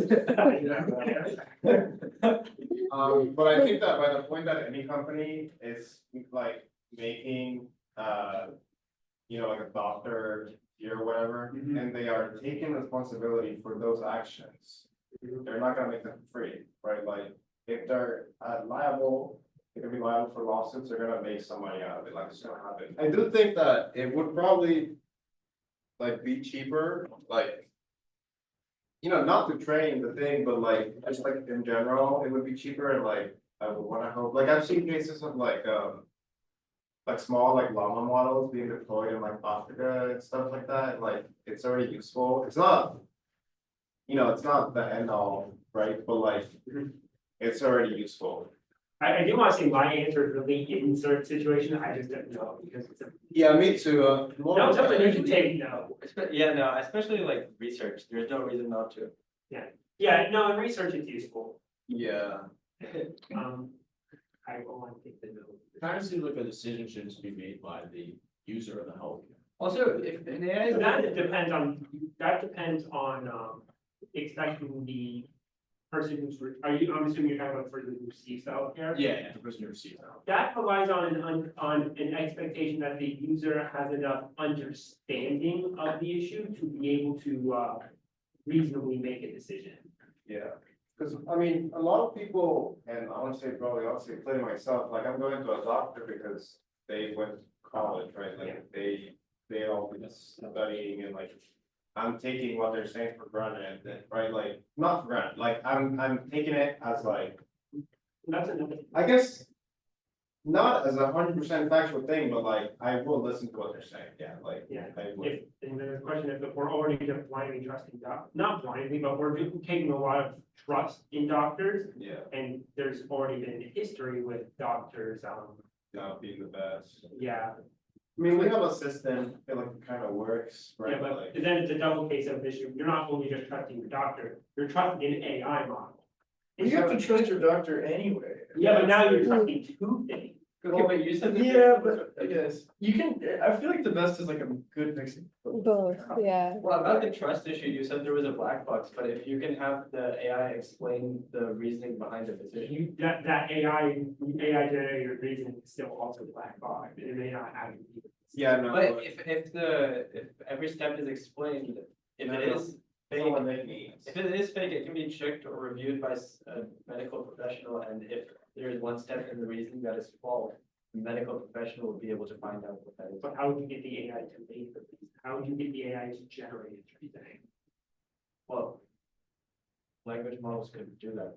We've already discussed before, but you can't trust what a language model says is actually. I mean, yeah, like, Right, that's what you. so- Yeah, but that's what I'm saying, is someone who's an expert in that field would be able to verify that the information that. Yeah, but the thing, is, but by you're asking the LLM, you can't, there's not even a guarantee that whatever the LLM just said is actually the internal logic it used to reach the answer. Now, there is some process of like, I know like O1 does, where it does chain of thought, where it will reason it out, it steps before generating the answer. Yes. But there is some amount of question of, since once it's doing a chain of thought, it's just generating text, and that text influences its answer. Does that mean it's really using the steps that it said there to give it its answer, or is it using some other subtle concept that's only understood embedded in its way? So then what's the only way to know it's true? Just like. I mean, yeah, this is kind of a difficult topic. Yeah, I think okay, moving on. AI in high-risk jobs. So, first we have to think about like the balance between jobs lost due to AI automation and the new opportunities created in AI-related fields. Because in certain industries, especially those that rely on heavily repeated tasks, they will see job displacement because AI, can take over those pretty easily. But it also generates new roles in areas like AI development, data science, and system maintenance. So, workforce retraining and reskilling programs are crucial to help workers adapt to the changing job market and mitigate the impact of job loss. Another important aspect is worker safety, especially in high-risk sectors like construction, mining, and manufacturing. So AI being implemented in these areas enhances safety measures and reduces human involvement in dangerous tasks and minimizes workplace accidents. So AI-powered machines can perform the dangerous tasks and reduce risk to the human workers over there, and maybe the human workers can just manage the robots. But yeah, do you think that the increased safety of the workers justifies the replacement of the human workers? yes. Yes. I think that's actually one of the slide questions. Yeah. Yeah, one of the Yeah. questions. Oh, could be. And also, this kind of has a disproportionate impact on lower income workers, especially in high-risk jobs. So sectors like manufacturing, retail, and logistics, where a lot of these jobs are concentrated, are adopting automation. So this raises the potential for increased economic inequality, and sometimes without the skills to transition into AI-driven roles, they could be left behind. So government support is pretty much a need to make sure that these people have some sort of economic support if their jobs are replaced by AI. So maybe initiatives could focus on reskilling workers, or they can bring about retraining initiatives. to take advantage of new opportunities in AI related fields to make sure that they're not excluded from the job market. So yeah, and also another concern is AI in decision making in these high risk environments. So if it takes over more decision making roles, how much control should we retain when machines are making these decisions? And those are the things that we have to think about, and also accountability. Accountability is like a repetitive concern in every single one of these sectors. And also over-reliance on these machines could lead to a loss of human expertise. So it could kind of diminish the specialized knowledge and the experience and critical thinking that humans bring to these sectors, making us way too dependent on just the AI. Yeah, so there's kind of just a need for regulatory frameworks to govern its use, making sure that AI deployments respect the workers' rights and safety. And these regulations should cover like workplace safety standards, AI system testing, and emergency response protocols in case of malfunctions to make sure that the workers' rights are respected, especially in terms of fair treatment and job security.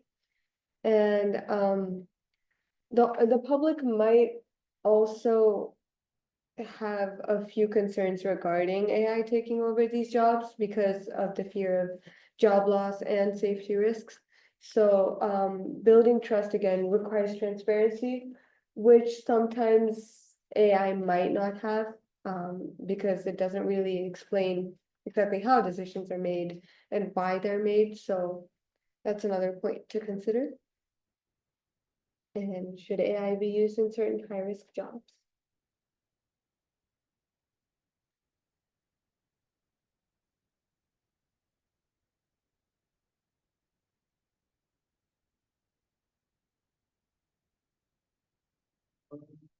I would love to hear someone who hasn't spoken yet. I haven't spoken. Yes, you have. What do you think? Yeah, I think I'm very pro AI.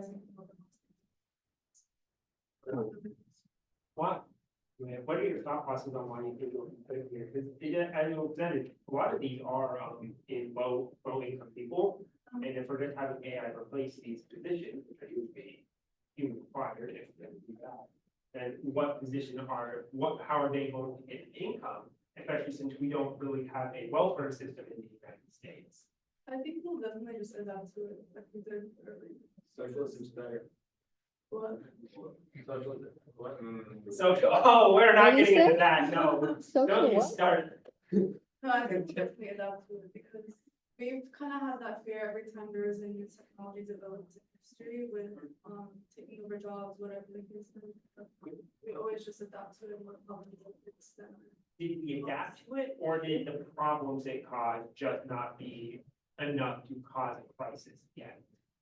There could be, but it definitely fixed more than it harmed. That's why we're so okay with it. I think But, it's pretty much anonymous. Yeah. Yeah. Fine, I'll take the note. Oh, okay. You don't have to take a note position. No, but that's the whole point of the discussion. Well, why not? So let him take the notes. I mean, I'm just saying, you don't have to, you can, I can take it too, I mean, Then take you it. know, I can see. okay, take it, Go. Yeah, exactly. So no, for the main reason of a replacement job, we should really minimize doing that. Go Because get more because we jobs. don't have the supports, because we don't really have the support or education system in place to help give these people more position.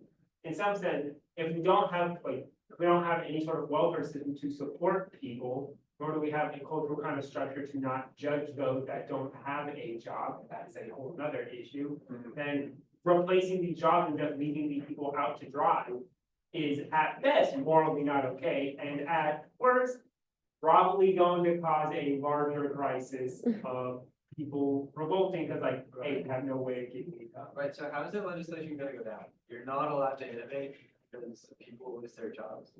I wanna start a business. I wanna innovate so that I run the business efficiently. No, you're not allowed to do that actually. Actually, technically, in some sense, any legislation is stifling on innovation. I mean, it kind of is. Yeah, it kind of is, so it's a case of what is reasonable to say. Nick, what about all the? Say no progress robot left. maintenance jobs? What about all the? Yeah, I guess like, I feel like people are not gonna stop working, right? Like, The case to be made for going back and like they're gonna find. They'll stop working, they have no options. like the stone age. Not everyone, you can't stuff everyone into retail jobs. Like we said, retail jobs are also getting replaced. with Yeah, other no, jobs, Yeah, you know. yeah. My point is like, what she was saying, like, there'll be like a transition. So That new jobs required by new technology. No, just imagine that you apply to. In a county, on the, like, this side of a mountain, you're replacing, like, what happened? You saw it, like, this high, that's this high rollers. I like that because you can. See, I don't know, see, if you can do that, but you have to. I know, it's not only possible, if you want to property DI, where it's. Yeah, like, if what I want in life is like, you go, You have to you do construction. If you have, if you could work. Yeah, so, Federico just said a very good point, yeah, Federico just said a good point now that we're kind of discussing AI in terms of replacement when it doesn't have to. That reminds me, I forget which company was selling it. But a company was selling these AR guided glasses or doing like repairs on like what ship work. It was some why. I remember the image had like a large amount of contacts. It'd be something like that would be a very good case of using AI in like high risk job. They could use it as an assistant tool to make the job itself as efficient. Like Yeah, I mean, I saw, like, you know, recently, have you seen this, like, war thing happening with the longshoremen? Have you seen oh that? yeah, the protest that just started. Yeah, the strike. Yeah. So, for example, we have that here, right? Like, we have people like really working there. But I also happen to see in China, they still have port workers, but they're not like people moving forklifts, like on the forklift, like they're just in an office setting, remotely operating everything, right? So like, it's not like they're just gonna go away, like we still need human supervision for all these systems. There's a commentary there about, is it safe to have remote operated systems? For instance, if you're doing remote operation, you can lose connection with that system, and if you're remotely away from them, and you reasonably stop the prices from forming, if particular would not be. I mean, I would leave that as like a business problem, really, so It's still a problem though to consider if we're gonna implement these systems. Yeah, I mean, it's not an ethics problem though, right? Like, it's just. I don't know, but a crisis happening could have real harm effects to it. Yeah. Either affecting the employees or affecting the chain down the chain. There is harm to the general well-being of others, so it is in some sense an ethical issue. Yeah, but we have literal human beings right now choosing not to work, which is literally affecting other real human beings, right? So like, human beings already do this. So if AI does it less, that's better. We're getting a little away from AI, but I will make a comment of, there's the fact that some people choose not to work, therefore then, is that a legitimate, is that a legitimate critique to then deprive other people of the opportunity for certain jobs? If some people don't take it, if some people do something, does that mean we can go punish other people? The purpose of having jobs is to be productive to society. If it's just holding back production, then that's not very good for the economy. Yeah, I'm not sure if I understand your question, because Also, if people are politically inclined not to support like welfare programs, then reinvest it more so in education to provide actual education to people to be more. Yeah, but we don't support education either. That's a problem with society. That's a today. policy. Yeah, Yeah, I that's so much AI. That's not Yeah, AI. I'm getting away from it. I think things are tied, okay, we can move on, I think. There's one more question. So what Okay. high-risk jobs would be handled Yeah. best by AI, if any? Yeah, so which ones would be best? Probably one, I would say probably ones that actually, I'd say construction. Manager. no. No, we're not doing ones that have to do at the end point. I'm not having humans make decisions, I'm not making machines have to make decisions on humans. That's an actual no from me. Are we talking like an autonomous robot type of thing? That would be one. Yeah. Okay, so construction. Okay, yeah. I would say anyone's where there's risk to you, risk to you. I can't get the stupid thing to stand. Let's see, you can just say it, Right? you can just say it, you don't have to type it, just say it. Yeah, no, that's what We need to type. imagine doing, AI for underwater. I said that, I think DC welding. that would be probably the best use of it for, at least for risk. Yeah, but DC welding takes so Yeah. much though. Those guys don't live past like 50. They Yeah. don't find a different job, trust me, like people. You can't guarantee that. Well, again, I am not. That's right. Dang. What do you think? I feel like that's gonna be the first thing that kind of gets. What? Tactics. Yeah, no, in fact, it was. I think those were. Yeah. I don't think people are giving. I it a disagree with chance. some comments. I don't think That would be people are better thinking about chess engines. if politicians were more like. Yeah. It's just like. But like. It is, but it's a proven concept. Just really good way to. Yes, but also where you're gonna. One of this reminds me of managed democracy from Halifax. Managed democracy is literally AI, basically AI, right? The more parameters that you have, the better things are gonna be compared to. I played it a little bit, but there's a whole drama happened, I didn't like go and. I played when it came out for like a day, and I thought it was really cool, and I think it's really fun, but then I was mad at Sony and I was like, and. Yeah, not for me. If you take. here's the thing, I'm not saying something controversial. It might be on par where humans might still be AI, but. Yeah, about that. Keep on. Yeah. I was starting at like chess engines and I was explaining how you increase the parameters and then humans become better compared to an AI model as the parameters increase. The real question is, why can't we just make the human mind better? I mean, That's exactly You why. could. That's exactly You why could if you just my sit and career- like my learn career it. goal is If to you- develop brain computer interfaces to make the brain better. there you go. That's literally what I wanted to do. You want to create like. Spend my rest of my life doing what? Like cyber types. Yeah, exactly. Like, If you see. Like, what is it? like Controlling? automation. But I think They're all- Well, so you can read. They don't have- they don't have that. Oh, they don't have their, but like, Um, I mean, I don't understand it either. have you seen Star Trek? Who knows? Yeah, who has it, but I don't watch it that much. No, but like, you know the Borg? Not the answer. Anyway, should we move I on? think, I think we should maybe skip over, should we skip over HR? Yeah, we can skip over HR. Yeah. I think you wanted, didn't you want to say something? Great, right? Yeah, well, I'll wait again for like. What quiet time. come from? Okay. Yes. Should we, Okay. should It's we, so different from. I'm skipping over HR yeah. because it's like, I think people, We just got, we already. yeah, Like.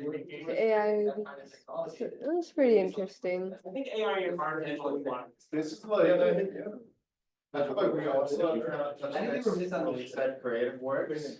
Yeah, Yeah, yeah, let's give it over to. copyright, yeah. Copyright is one of us. Especially if you get like 560 good episodes and then. Right, it is, yeah, A bunch of yeah. other series that. Mhm. It's an interesting way that they kind of triggered that drive. Oh, I just want to ask like one question because I thought it was interesting. What do we value in art? Is it the technical skill or the emotional connection behind it? Or is it just like a combination of both? Is it the creativity? What do Context dependent. I think it is partially the visual, I think it's mostly visual, we like looking at pretty pictures. So. I think that's our baseline, we like pretty pictures, and if we like the pretty pictures, then we want to care about it deeper than surface. And that's when we start caring about the creator behind it, the deeper meaning of the art. That's why people get upset about AI art, is that AI art, it can look pretty, but if you want to get invested into the art and like the process of its creation. Not that you can't much harder and. No, I mean, yeah, it's not the same, like, it's Yeah. not. Yeah. So that's why you get, I think, such a strong reaction against AI art, is that there's no story. Mhm. Yeah. Okay, but I have a question for you. This is like, okay. Yeah, I know you're right, this is Yeah. All these like. Just tell me I can shit. Where you from? See everywhere like uploads connected stuff. Mhm. Like Yeah. all the like natural being that spread the Yeah, I think that's another thing with like corporate art, which is why I, in my personal opinion, AI art, in my opinion, art is in two categories. You have creatives and then you have corporate. from? Creative is like what we would commonly call art. Oh, really? Like there's this, we're doing it for the visual spectrum. There's no, the market is the art itself. I shouldn't say the market is the art itself. The market is the story. The product is the artist. Yeah. Yeah, the product is the artist. We really, we care deeply about who the artist is, how the costume is made, what's the deeper meaning of that. And then the opposite end is of course art. That's broadly everything else, where we don't kind of care too much about who made it in a sense. You know, we kind of care about what it means, but it's really like a surface level what it means, what is each first thought you get, but it's mostly just fill in the void.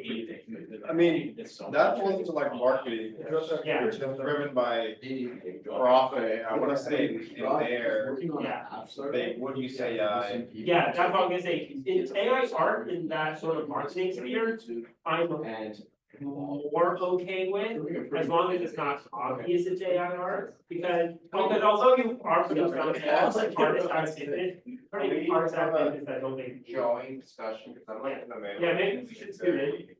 But this is getting very off topic. Well, you guys. Yeah, sorry. Pretty much off. Yeah, so, yeah, I guess, so like corporate art is, I shouldn't say fine AI generated, I don't wanna say something is. More, I don't have thought on it, I got moral commentary on it, but.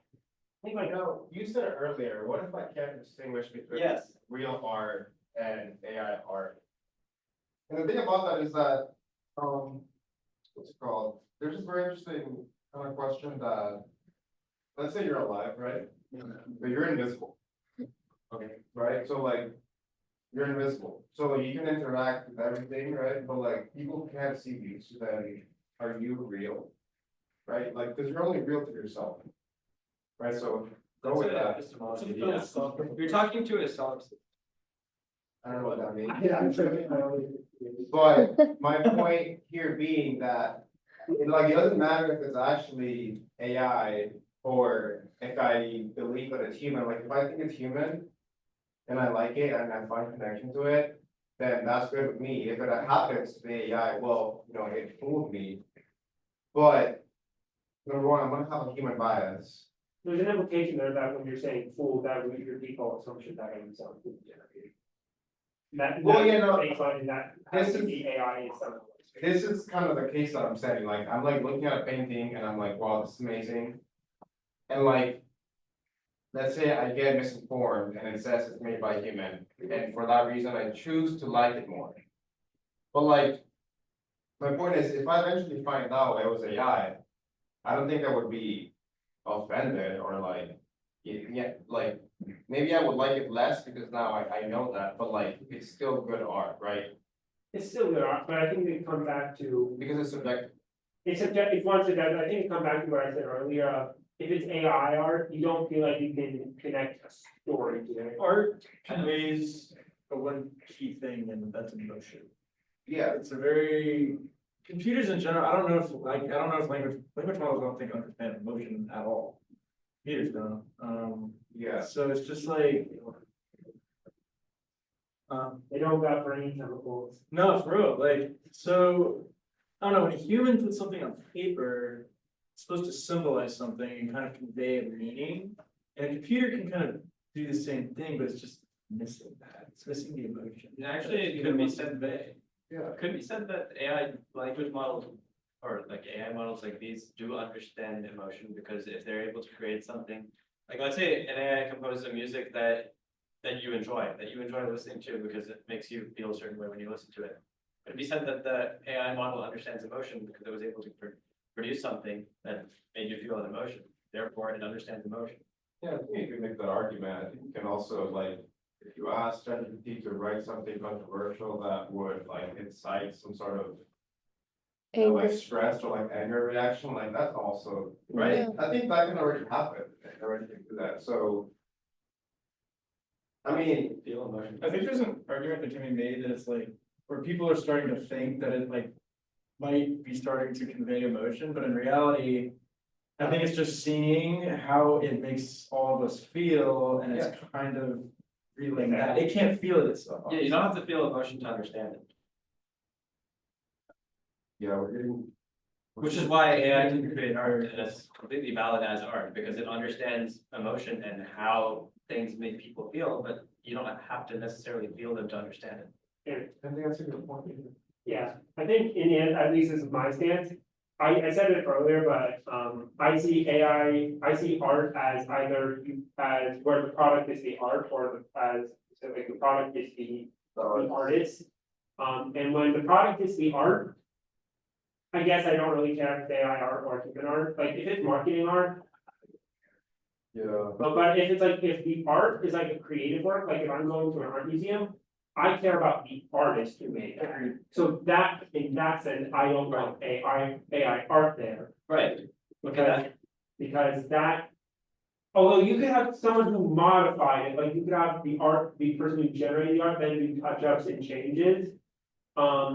Then that is human like creativity going in and making an interpretation out of it. But if it's just like pretty art that a model made, there's not a story of the artist creating. That's a good point, the story. It's not an aesthetics thing. Right, but I mean, Yeah. I personally wouldn't look at art or really listen to music for the story or the lore behind the people that created it. If I'm listening to music, then I would listen to it because it sounds good. And if it sounds good, then it doesn't matter how it was created, the product sounds good, so I enjoy listening to it. It's Yeah, it's It's about. like person to person. I think all it will do is just give us more options.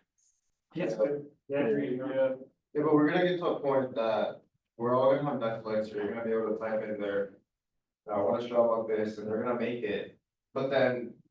I was actually thinking about this, I think it's a really good example that, let's say I make the show, right, and like I'm watching it. But then I come, I don't know, to class the next day, and, it's not like. It's not like a famous show that like, oh, maybe you watched it, and then I can talk to you about it. But Yeah. now it's like I have this show that only I know. And then it's kind of like the situation that like, only you know about it, so it's like, okay, like, why is somebody else gonna care? Like, you're not gonna be able, like, you're just gonna sit there and like explain the show to them when they can just like type it in Netflix and like watch themselves, right? So. I think that's why, like, real stuff, right, like the human created things are gonna have. That value of the bias, right? Like, I like it because it's human, because I know it's something real. I mean, like when it comes to fiction, I like it because the story is interesting, or if the story makes me feel a certain way, it does that, but that has nothing to do with how it was created. No, It's subjective. I get that, It's subjective. yeah, but it's, again, like. I'm not arguing whether it's a real story or. Like how it's created, but you understand what I'm saying, like, yeah, I mean, you can enjoy the art, but like, a big part of the art is. Talking about it with people, like, Yeah. sharing it with people Right. that. That you want to have around you, right? But I do the same thing. We got 20 slides. I mean, you can, it's publicly available, and a lot of people know about that one specifically. but I'm Okay, saying so if I AI remember the goes to two level ones that where we specifically have if left you like, are autonomous if you vehicle like and a copyright. Series of Oh, we books, can just talk about like and copyright, the because I author think didn't they create talked more of about them, autonomous. but. Yeah, we'll just skip to And it. it's like Yeah. not very well known, but you Is really, it- really like it. Where did and the you 20 want slides come from? an AI model to Curious. continue the plot and like create another Yeah. novel based on these two. And you like the way that that ends up. Now, you're not necessarily doing that because you could talk about it with other I'm people. sorry You're just to. interested in the story and you want more of it. So. Yes, but, I mean, like, let's say you do that for all end of time and then you have nothing in common, like, you don't have any common media to talk about, like, this, is Right. like humans, like, we connect, sorry. Yeah, I think we should probably wrap up on the, let's go just the last one, it's like 7:40 right now, I know we're What?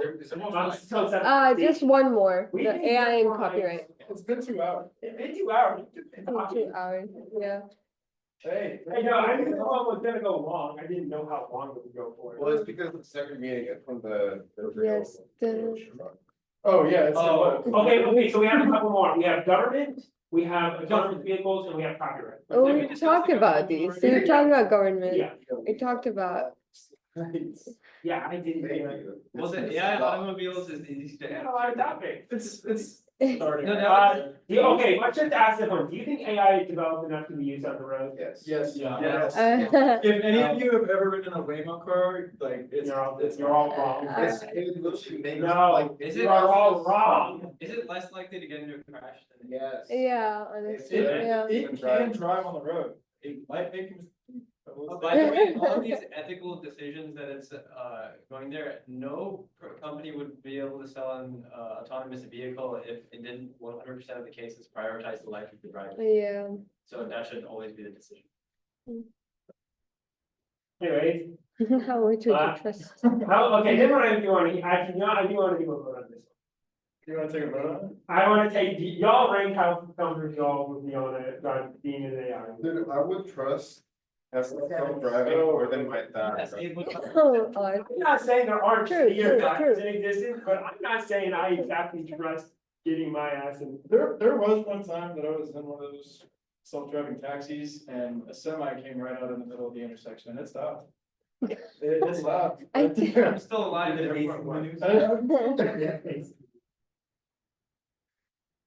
Oh. I'm a good parent, I always compared to what?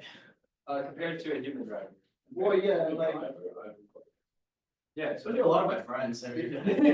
I guess my thing is that, based on my footage I've seen and experience with AI driving, it is far too aggressive for my. Well, you work with actual self-driving, right? So you have some, that's like when you're like too close to the source and you know. Yeah. The risk. Yeah, that's that part of the everything reason why that I like. goes into- I know what about it. But like, for me, like, like if I order an Uber, like it's just a person, right? Like, what if they haven't slept for like 15 hours? Yeah. Right? Yeah. Like, well, I mean, yeah, right, but like, you don't know that before you get in the car, right? But like, you have at least the AI, it's like, okay, like, it's got benchmarks, right? Yeah, can't get drunk, can't fall Like, asleep. like statistically, you're less likely to get a crash. There's a commentary there on the trusty benchmarks. I didn't want to be fun. Anyway, we're not gonna have that. Moving on. AI and copyright. here. AI and copyright. Oh. So I think we talked about this too, most of it, like talking about who has authorship over, material for AI. Is that me kind of like a law student type of question? Yeah. It's different. We've been talking about different, this is a different type of ethical. No, I get it, I get it, I just like, feel like I'm not educated enough to comment on this. We evolved beyond that. No, I think also like a main thing is. But we're live in person, like it's not social media, and I mean, so. The media is your life. Anyways, I think that something with this is that I think like anything that you can produce is in some way derivative of something that you've seen before, right? So like, I think it's hard to claim that AI generated art is yours, if it uses your style or something like that. this one's more on training. This one's more on, just move to. It's using training, like the training material, all that's copyrighted material. Yeah, no, I think Yeah, what I'm all these saying. models are things that humans made, or there are some that aren't anymore, but most models are made off of things humans have made, in humans, depending on the person, but most humans have the copyright to what they made. And with a lot of these models, like the diffusion models, like ChatGPT models, they just scrape everything off. They The scrape it off internet. Yeah, it's not like- Yeah. Right, and even they're starting to say they don't anymore. They still do. Yeah, they're buying Wait, it. They still do. So my question is, I see like AI able to give summaries of books that you would have to pay for to access, so where are they getting that information?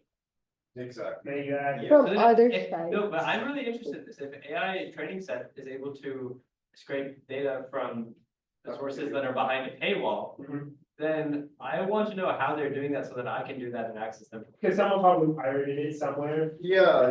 There's Yeah, probably so- a piracy source somewhere. So I would use a language that model to is- check if something is possible to pirate, then figure out how to pirate them, that's my. That's actually interesting use, Yeah. using it as a piracy finder. But that's why, like, I can't really have this discussion, because I would pirate everything. I guess it does also depend on like how secure that paywall is, cause if it's like. The real thing is, can we make the model without violating copyright? I think we can, most definitely. I would just pirate everything. I don't think it's, I literally have, so. honestly, I don't think it's that deep, like copyright expires what, after 100 years? No, it expires, so copyright lasts, at least in the United States, through the life of the copyright holder, less 70 years. Okay, I mean, there you go, right, so like, let's say right now, we don't, it'll just give out of time to all this stuff. But that will be around a century from now. I did get more. Yeah. Like the latest, like Steamboat Willie didn't get copyright out of copyright until like last year. Yeah. So like, if we were going to go, oh, get out of copyright anyways, we're not touching anything until like, that's actually all. No, yeah, you're right though, you're absolutely right. What can you like? Alex, what do you think, Alex? We haven't really engaged. Like, I understand why people do it, it's literally intellectual property, but I always get pissed off when I have to pay for music. I think the copyright really doesn't matter, like, it should be free, I feel like it should be free, I kind of have a different. In some sense, you know, Zuckerberg just made a comment that, recently about like the whole, copyright trading, is that the individual artist is too small to really be an issue. Like the whole copyright issue is in some sense a non-issue, in the sense that, okay, copyright has been violated, so what? Exactly, that's my perspective. I mean, I think the bigger problem would be like, you know, like a publisher of sorts, you know, they own the rights to like thousands of books or movies. Yeah, someone didn't get that content for free. Like a record label, yeah, you know, if I had a company and my entire business is content, I wouldn't like it either if they stole all of that. Yeah. But as a consumer. Yeah, go ahead. I was just looking for a question like, should it belong to AI itself, or the user treat there, or AI itself? And I was just thinking, if it would be more like similar to like, like this. Well, I have a bunch of like where you have the actual developer of the games, and then you also have the person who publishes that. I mean, I did the same thing with. Where you have the user who trained the AI to create this. I mean, it's just an actual, like, let's say it's a painting, they own the actual painting itself, but the company who hired the user to train that AI holds the right on how that being else you have any sort of not even a table, just has a mattress. Yeah, I think it's just, Yeah, let's go. it's like a big Into an much. Yeah, yeah, let's check that out. No, actually, not a table. Cultural representation. It's a big one. We're out of time Yeah, though. we're out of time. We're at but, like, 7:50. We're gonna get I wanna go home. Wait. Do we want, okay, so there is so it is 7:50 and I know quite a few want to go home. There is an interesting topic on cultural appropriation and cultural representation in AI. Do we want to have a discussion about that? Or do we want to end the meeting and go home? Yes, discuss. I could just take this. Yes, discuss. Take the poll and leave. No, this is not the poll, go to the previous slide. Okay, good, Go ahead, talk about it, I think. yeah, you can talk about it. What? No, talk about it. I don't know what these are just saying. Wait, all of these questions are gonna be like there in the PowerPoint. Yeah, are we in the Yeah, PowerPoint? yeah, there was. I'm definitely gonna show this to all my friends. and discuss it. Hey, Good. Yeah. we're gonna be about. Bring them over the Okay, next but time. anyway, you wanna have one last discussion on appropriation of cultural appropriation and cultural misrepresentation, potentially through AI, or do we wanna go home? Just quick poll, who wants to go home? It's just information, right? So like, what exactly is cultural appropriation anyway?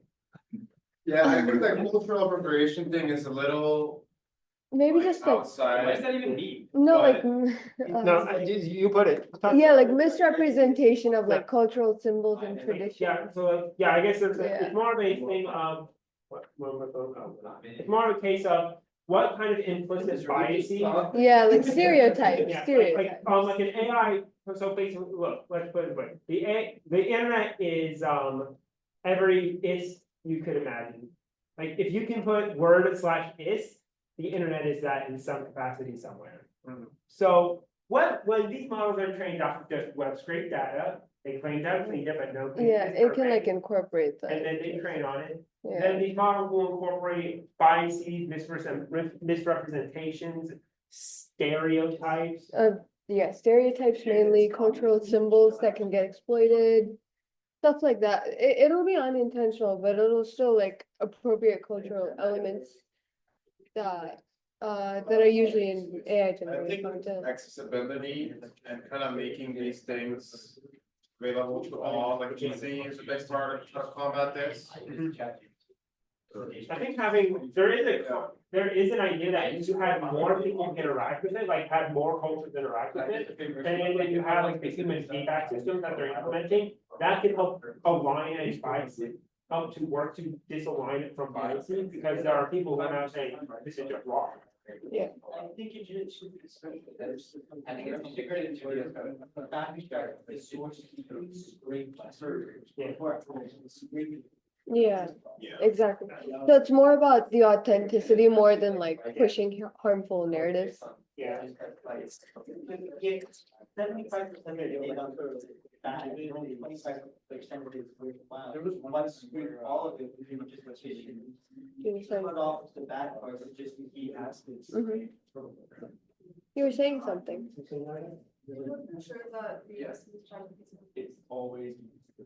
Well, you can't ask like. I'm wrong, or- Really? If you want to use it, What age is it? you just do that. You Yeah, I have no idea. Which country uses ChatGPT? Is it not the US? If there's any. No, it could be India. It would not be If you're unreasonable. talking about that, like. Definitely China. No, I think Chinese, Yeah, look it up, go ahead. I have no idea. yeah. I was not really surprised if India just because of the larger population and English is a language they speak. India? India, really? How big's the margin? Is it like?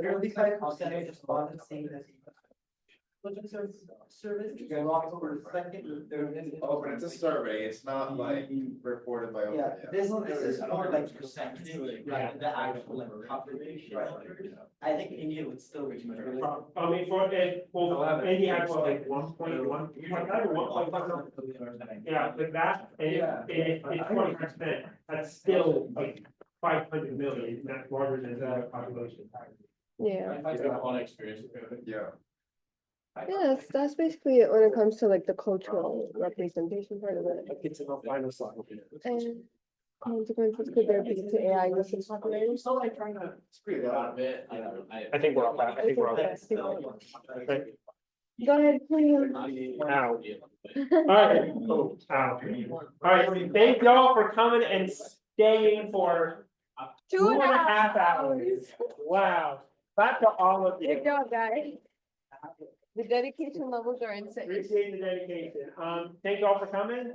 If you haven't yet, you can join our Discord. We have our link tree here, and I was really appreciate it if y'all could also fill out the feedback form here and give some feedback on how we did tonight. We're always looking to improve from our members. Thank y'all for coming. Really appreciate it. Like the Should I stop? Since I'm a beginner, what do you think is the best project for me to get into, or like, how do I to get myself? First of all,